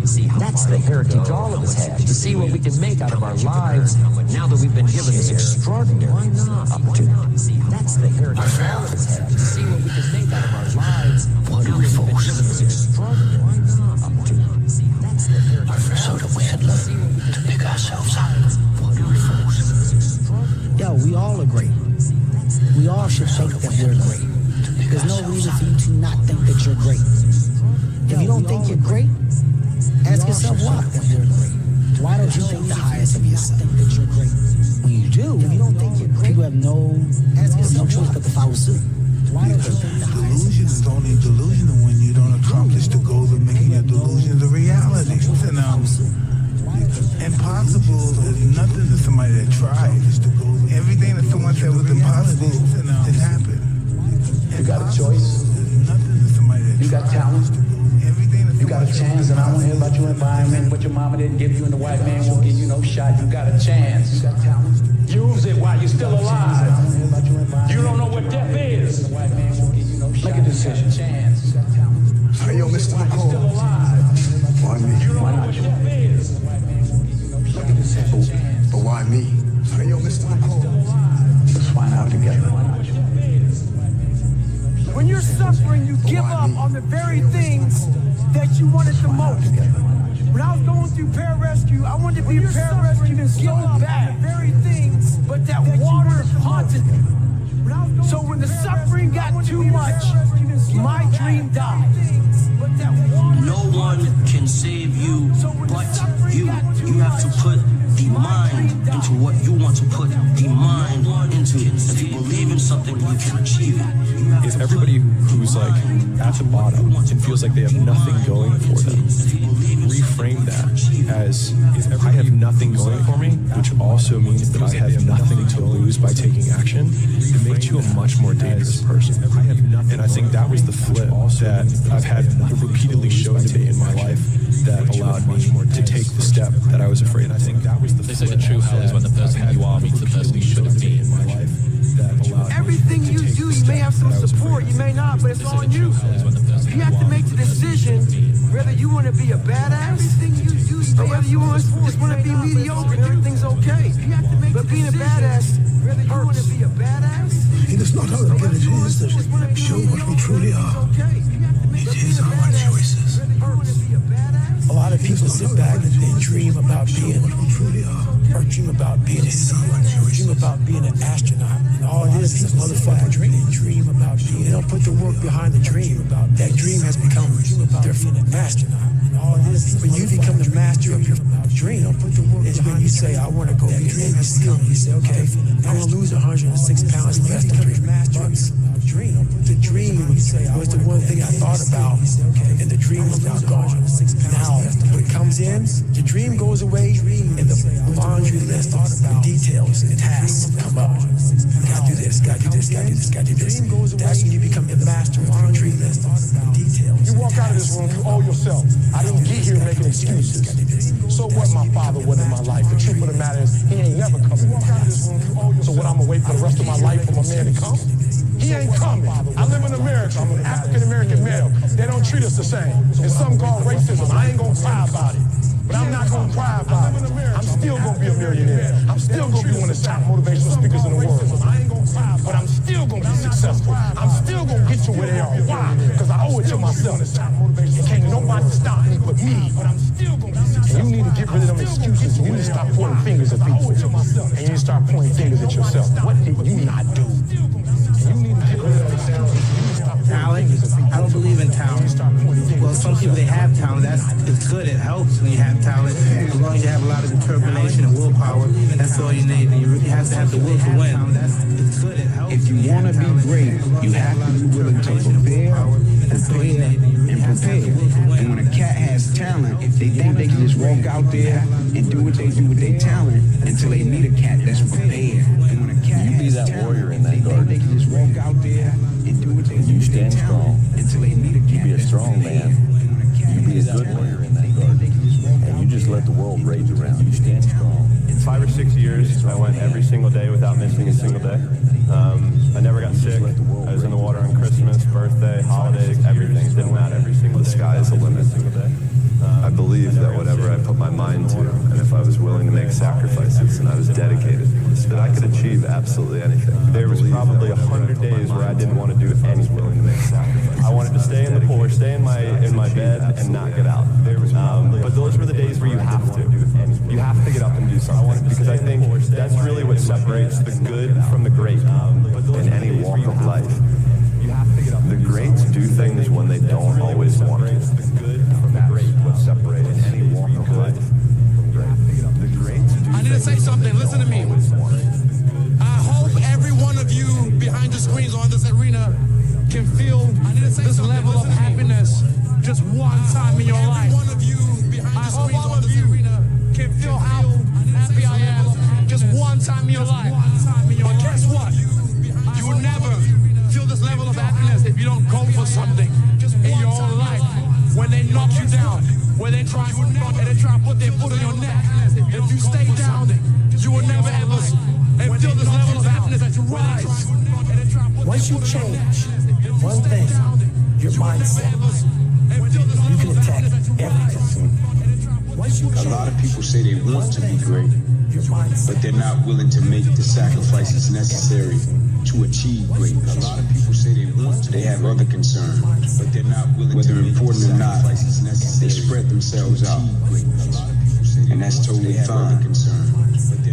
Whether important after all, greatness is not for everybody. And that's totally what I'm saying is greatness isn't easy to achieve after all. It requires a lot of time and a lot of sacrifice. What I'm saying is it requires a lot of tough choices. It requires your loved ones to sacrifice.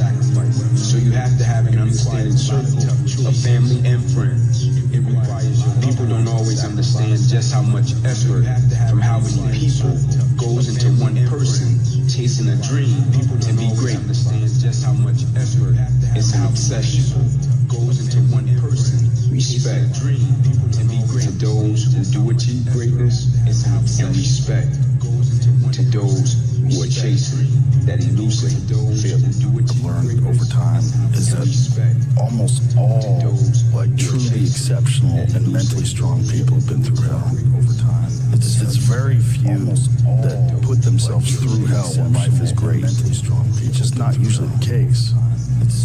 I don't believe in talent. I'm here because I worked hard my whole life. Without that work, no one in this room would know who I am, except my family. So to all the kids around the world watching, paying attention, and aspiring to be like one of us, or even on the stage someday, put the work in and watch the magical ride you go on. Why do you do it?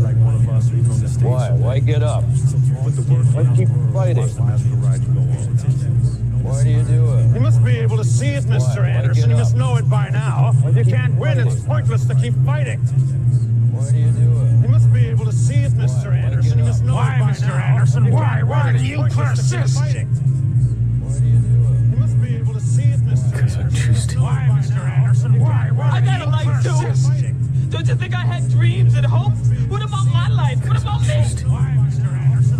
I was hoping that circumstances outside would change. And then here's what I found out. It isn't going to change. I was hoping. So then my question was, if it isn't going to change, how will my life ever change? Here's what I found out. When you change, everything will change. So then my question was, when you get better, everything will get better.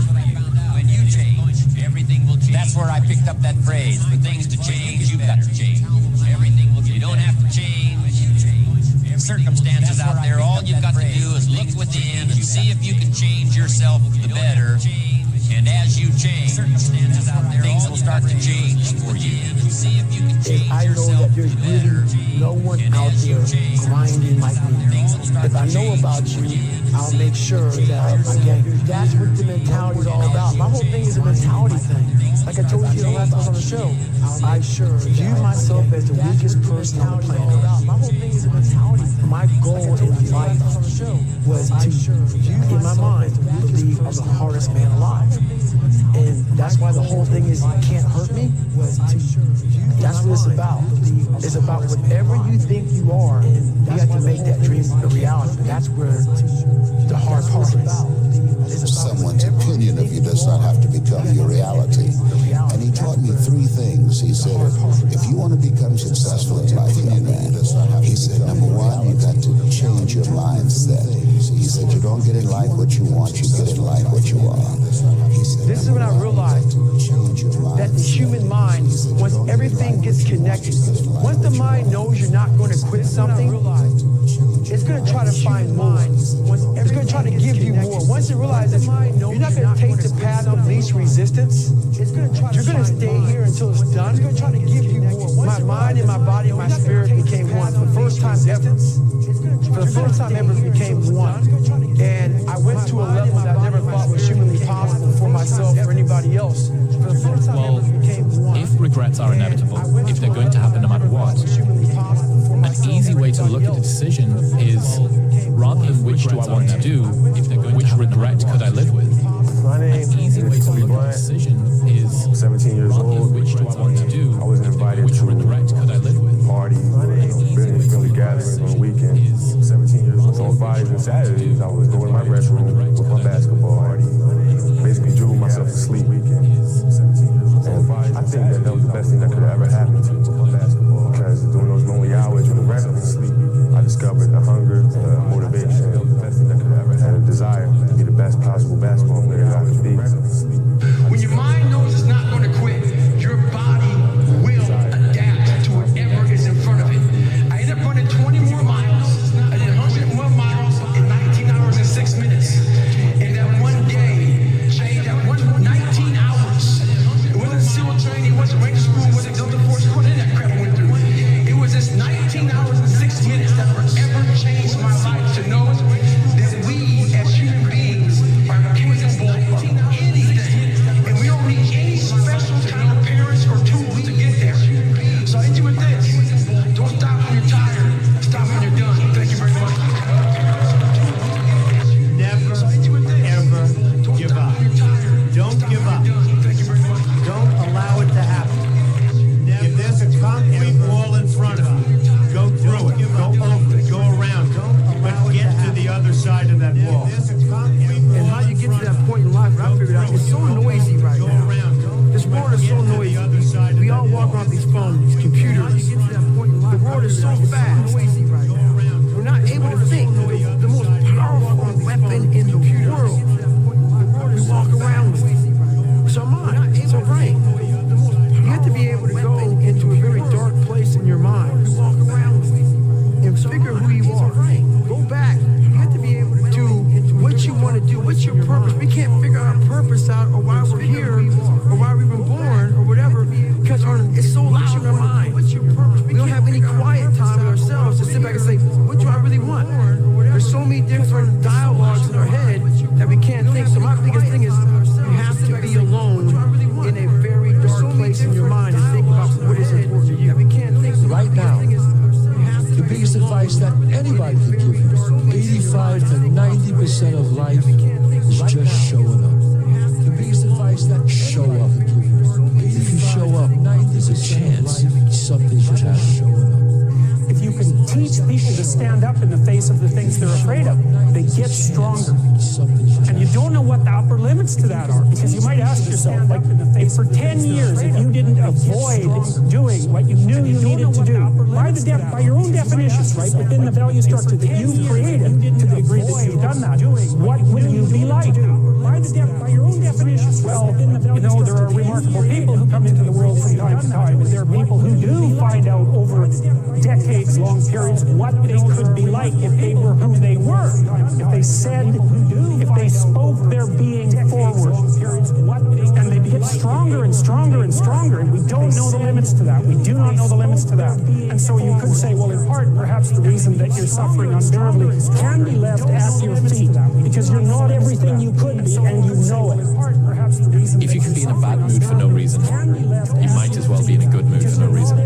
If it's not going to change your life, it shouldn't change your mood. If you can be in a bad mood, if the cost is peace of mind, you might as well buy a good mood for no reason. Yeah, if you can be in a bad mood for no reason, it shouldn't change your mood. then you can be in a good mood for no reason. Which means that if you can do something that's amazing and still have a shitty day, it means you can do something that sucks and have a good day. Which means the entire excuse around I don't want to do all these hard things because as a proxy it makes my mood sad, which means the entire is ridiculous, because it means that we are ultimately in control of how we want to perceive the work that we do.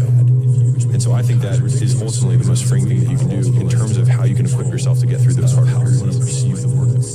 We will not bend, we will not break, we will not yield, we will never give in, we will never give up, and we will never back down, we will never, ever surrender. You know, if you want to do something, and you want it that bad, you'll make sacrifices. And, you know, growing up for me as a kid, I made a lot of sacrifices that I didn't seem that they were a big deal, and I don't seem like I don't think of them as being a big deal right now. You know, there were Saturdays or Fridays where I'd give up going to a dance or hanging out with my friends, and I'd work out a deal right now. But those things that I gave up, you know, were things that I wanted to help me get to my goal. And there were times where I've been put in uncomfortable situations, but I've used my mental power and my mental strength to push through it.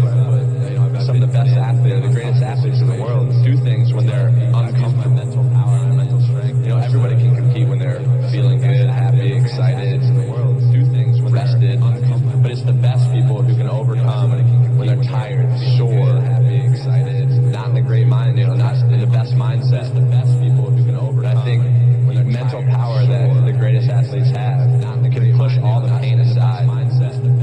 But you know, I said to myself, I'm going to do this, and no one's going to stop me. I think that's the biggest thing, is how strong you can be mentally. I think that really shows who the person is.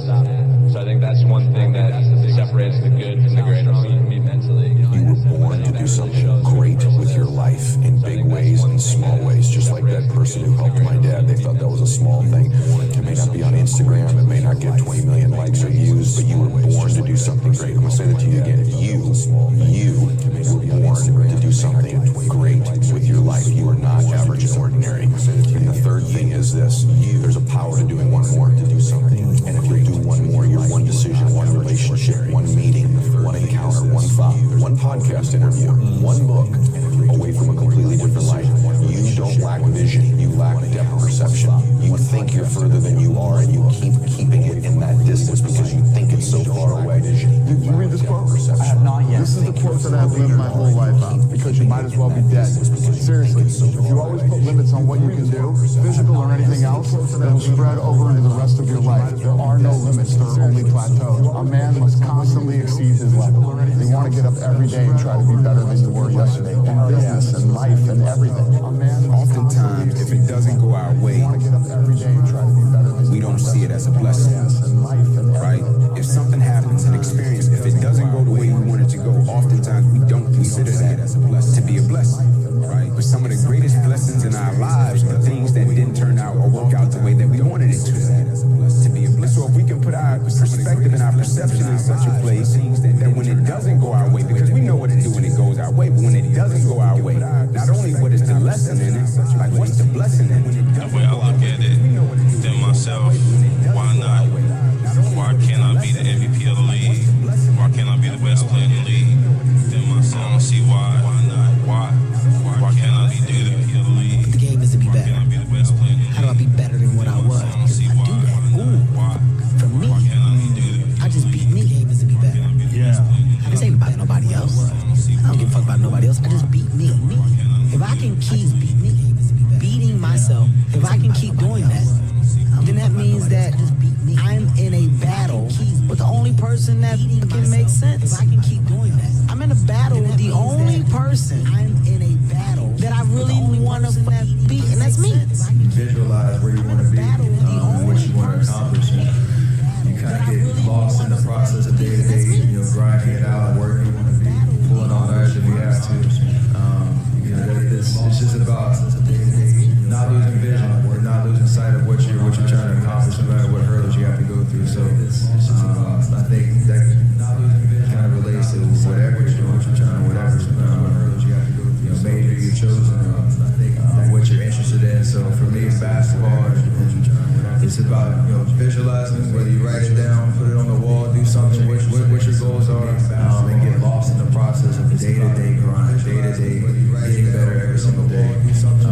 Asking questions, aligning yourself with people that have been through it before, that are experienced, and leaning on that advice, and just trying to outwork the next person, and that's the biggest thing. Great, and that's one of the principles. Don't complain. Don't murmur. Don't talk negative. That's average. Average people talk normal. Average people talk proud. The great talk solution. Don't talk negative. Average people use their time to whine and complain. Average people say it's their boss' fault, it's their mother's fault, it's their average people. I used to be average. I used to say, when is my daddy coming to get me? When is my biological father gonna come in my life? And when I would talk like that, I ended up getting kicked out of school. And when I talk like that, I ended up being home. And when I talk like that, I was broke. And when I would talk like that, and then one day I woke up and said, Eric, nobody's coming to save. I ended up being home. And when I talk like that, the truth is, whatever game you play in life, sometimes you're going to lose. A point, a match, a season, a job, whatever game. It's a roller coaster with many ups and downs. And it's natural when you're down to doubt yourself and to feel sorry for yourself. You want to become a master at overcoming hard moments. That is, to me, the sign of a champion. The best in the world are not the best because they win every point. It's because they know they'll lose again and again and have learned how to deal with it. You accept it, cry it out if you need to, and then force a smile. Just taking one step further, it's blessed in this environment right here to figure out who you are. Some elevate, some plateau, some don't get better. Find your niche, for believing what you got. Push yourself and challenge yourself. What do you want to give up? What do you want to sacrifice? What are you willing to forego? Because a lot of people, like this guy came one time, I was a trainer, and he goes, man, I can stop doing anything but my frappuccinos. A lot of people, I go, fuck, this guy came one time, I was because I'm looking for that person, like me. People, it's hard for people to understand how I lost 106 pounds in less than 3 months, because I'm looking for that person. I sat down at the table, and I said to myself, what are you willing to give up in less than 3 months? Everything. I sat down, and when people come to me with that kind of mindset, I can work to give up. When you are willing to strip yourself down to nothing and give everything, I can work. That's who I want to work with. Because now I can mold you into exactly who you want to be. That's who I want to work with. Thank you guys so much time, man. I can mold you into exactly who you want to be. You thank you guys so much time. You know what I'm saying? Just in life, I woke up knowing that, man, can change pretty quick. You guys so much time. Like, you could wake up on top of the world, you can go to sleep and wake up, the world could be on top of your ass, and you have no control over it, right? Like, that's just how life works. And so we think as if we have time, right? The will to not lose is more important than the will to win. Yes. Right. You know the cold thing about life, bro? The will to not lose. And I tell teams this all the time. I tell my children this. When a winner and a loser first show up, they both got the exact same goal. I tell teams, like when a winner and a loser show up, both of them want the victory. But somewhere along the process, when adversity, opposition, change, uncertainty is present, somebody focuses on the outcome, and somebody focuses on the systems and the processes that drive the outcome. The world is there for the taking, for anyone who can learn from their mistakes, do what they say they were going to do, and stick with it, even if it's not sexy. What used to make a man acceptable now makes you extraordinary. The bar for winning has never been so low, even if it's not sexy. But somebody looks at, hey man, this is going to drive victory. Let's stay true. Let's stay calm. Let's stay together. Let's stay positive. Keep our perspective in order. And we'll get to where we're trying to go. Somebody else in the midst of adversity, opposition, change, challenge, man, it's his fault. Man, it's her fault. Man, if we would have did this, we'll be here. And it takes your focus off the goal, out of tight. It takes your focus off of what's important and what you're trying to accomplish, right? So stay locked in and stay focused, man. It takes your focus off of what's important and what you're trying to accomplish. So stay locked in and stay focused. So those limits, I'm always, as I said, I taught myself how to fail. I'm always on that, like, so limit. Okay, I'm there. Okay, I failed. I taught myself how to fail. But I was right there. Always, did I miss? On that, like, so limit. Did I miss? There. Okay, I failed. I missed. But I was right there. Did I miss? Maybe not today, maybe not tomorrow, and maybe not the next month. But only one thing is true. Maybe not today. I will be champion one day. I promise. I promise. You can accept that the work that you have done has created the outcome that you've created. But you do not need to accept that the outcome that you've created is the end-all be-all and the last outcome that you need to have. And so for me, like, the only version of acceptance that I have is that I accept that the version of myself that I want to be is so far from who I am, that I have this massive discrepancy that I have to overcome. And then just breaking that down one step at a time and thinking, I don't deserve to be that man, but I can still do the things that can create it. And that also means that I have to go through the circumstances that would create that. Which means that if I have unbelievable big dreams and big goals, then I have to go through hard times. It's like hate, the hard times are a requisite for success. And so if you're going through hard times right now, it means that you're on the path to success, and it's not that you're on the wrong path, it's the feeling of being on the right path. One of the most important things, never, ever quit. Never quit. Well, I've watched some of the most incredible, brilliant students, and they didn't make it like other people made it. Never quit, because they didn't have that drive, they didn't have that and never give up ability. I don't know if it's an ability or if you have it, just you can't quit and never give up. Maybe I can be that. I don't know if it's an ability or after just you can't quit. Becoming this guy. Maybe I can. That is the biggest thing I can ever do in my life. Is I became that guy. Be that. I once looked at all these guys. Now look at myself like, God, who the f can do that? I can never do in my life. I became that guy. But what it takes is a discipline that no one can ever even do that. They don't understand what it takes. Is that your success is like a spotlight shining down on their missed opportunities. Success, many will love you for it. Is that your the majority will hate you because your success makes them feel insufficient in their current endeavor. Reminds them of where they could have done it, but they came up short, and how they didn't revisit it. Makes them feel they went at it and failed, and failure is what stood. They never revisited it again. After a certain point, you gotta prioritize accordingly. When you get to a certain point where the decisions that can be made are a little more controlled, and you have the ability to maneuver differently because of this, where the decisions that can be made are a little more controlled, and you have the ability to maneuver differently because of this, where the decisions that can be made are a little more controlled, and you have the ability to maneuver differently because of this, where the decisions that can be made are a little more controlled, and you have the ability to maneuver differently because of this, where the decisions that can be made are a little more controlled, and you have the ability to maneuver differently because of this, where the decisions that can be made are a little more controlled, and you have the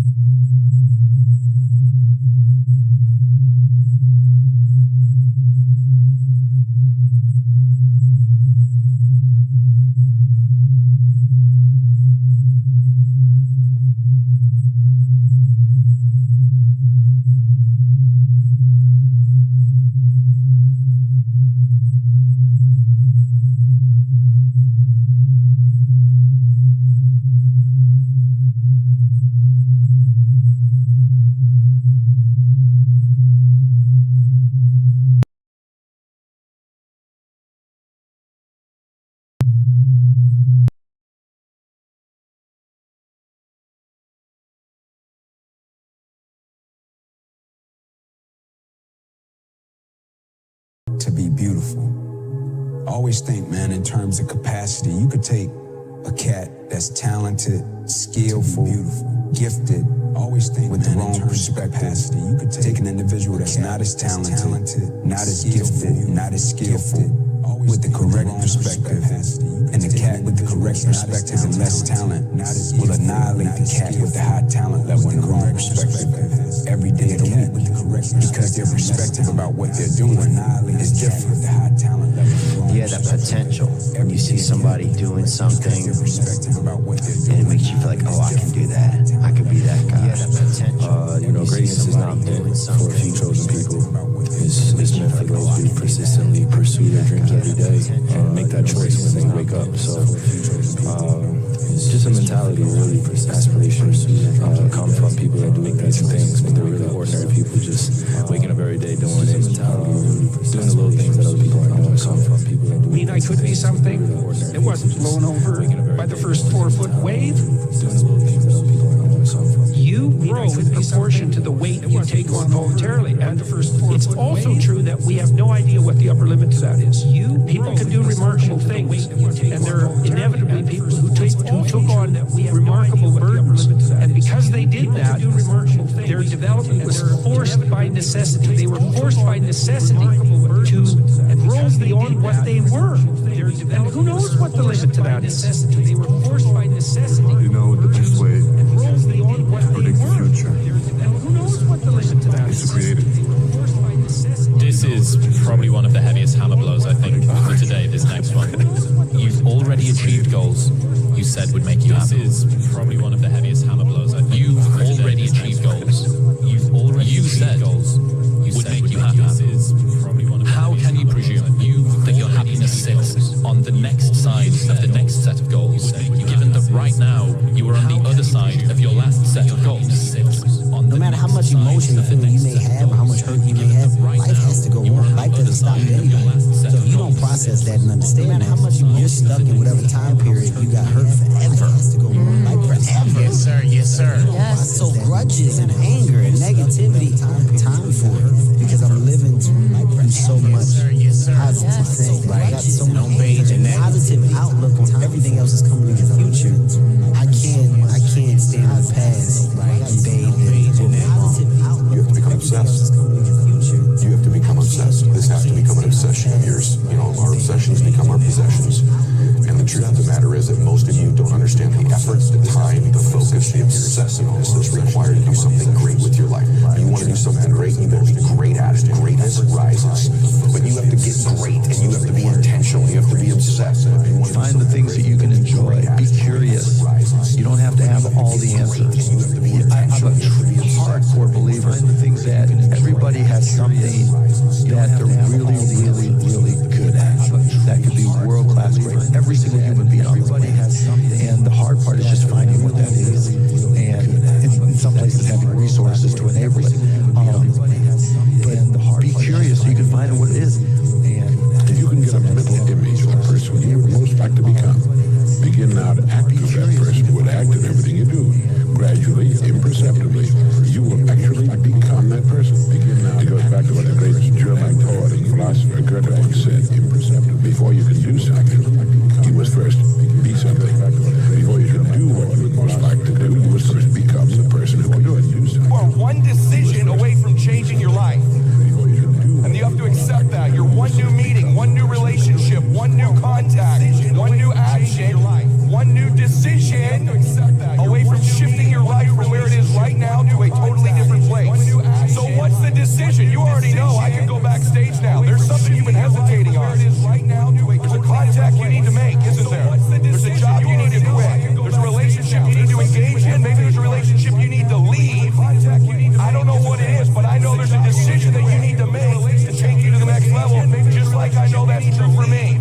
Because decisions shape our destiny when they're backed up by some massive action. One of my most powerful motivational frames is thinking about the person that I want to become as the destination. And thinking like, I want to be motivational frames. I want to be bulletproof in these ways. I want to be bulletproof in my marriage. I want to be bulletproof in my business, etc. And I think about that man, whoever I want him to be. Like we said, hell is when you look at who you could have been, and realize that you're not that person.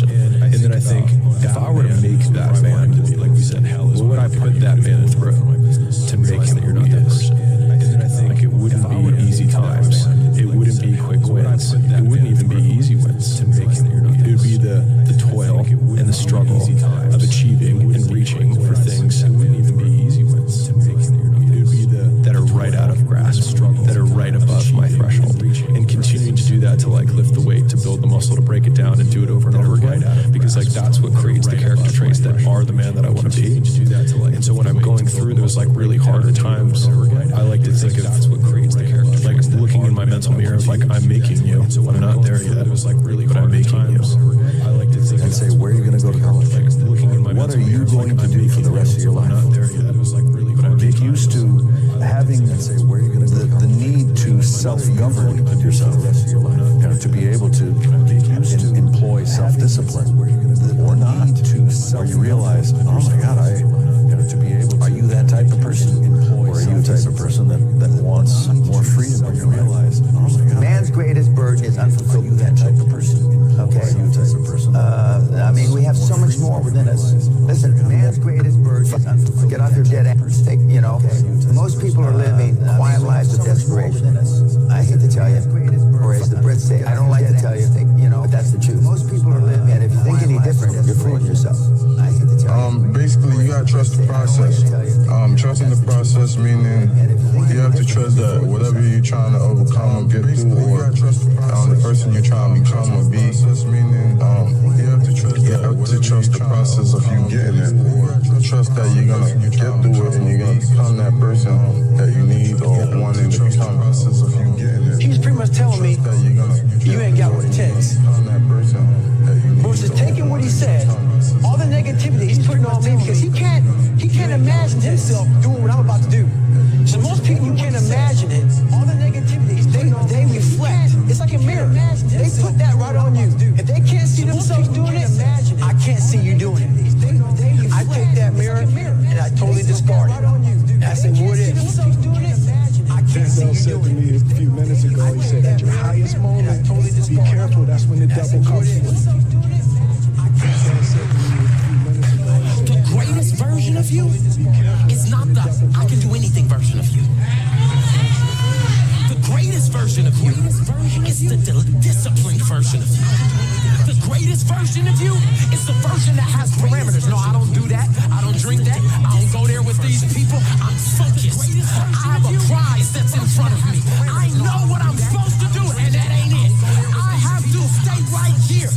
It's the version of you that has parameters. Eventually, you are going to have to jump.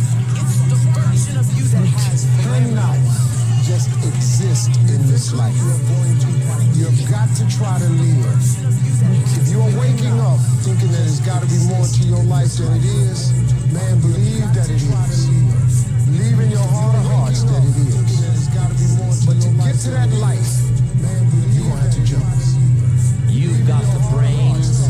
You can make decisions. You can study the plan. You can change your life. You can grow immensely in the next few years. You can make your dreams come true. You can build a financial wall around your family nothing can get through. You can become healthy. You can become powerful. Why not you? Why not you be the one to make it, to start that business, to do the impossible? Why not you to do what people don't even think that anybody could do? Why can't it be you?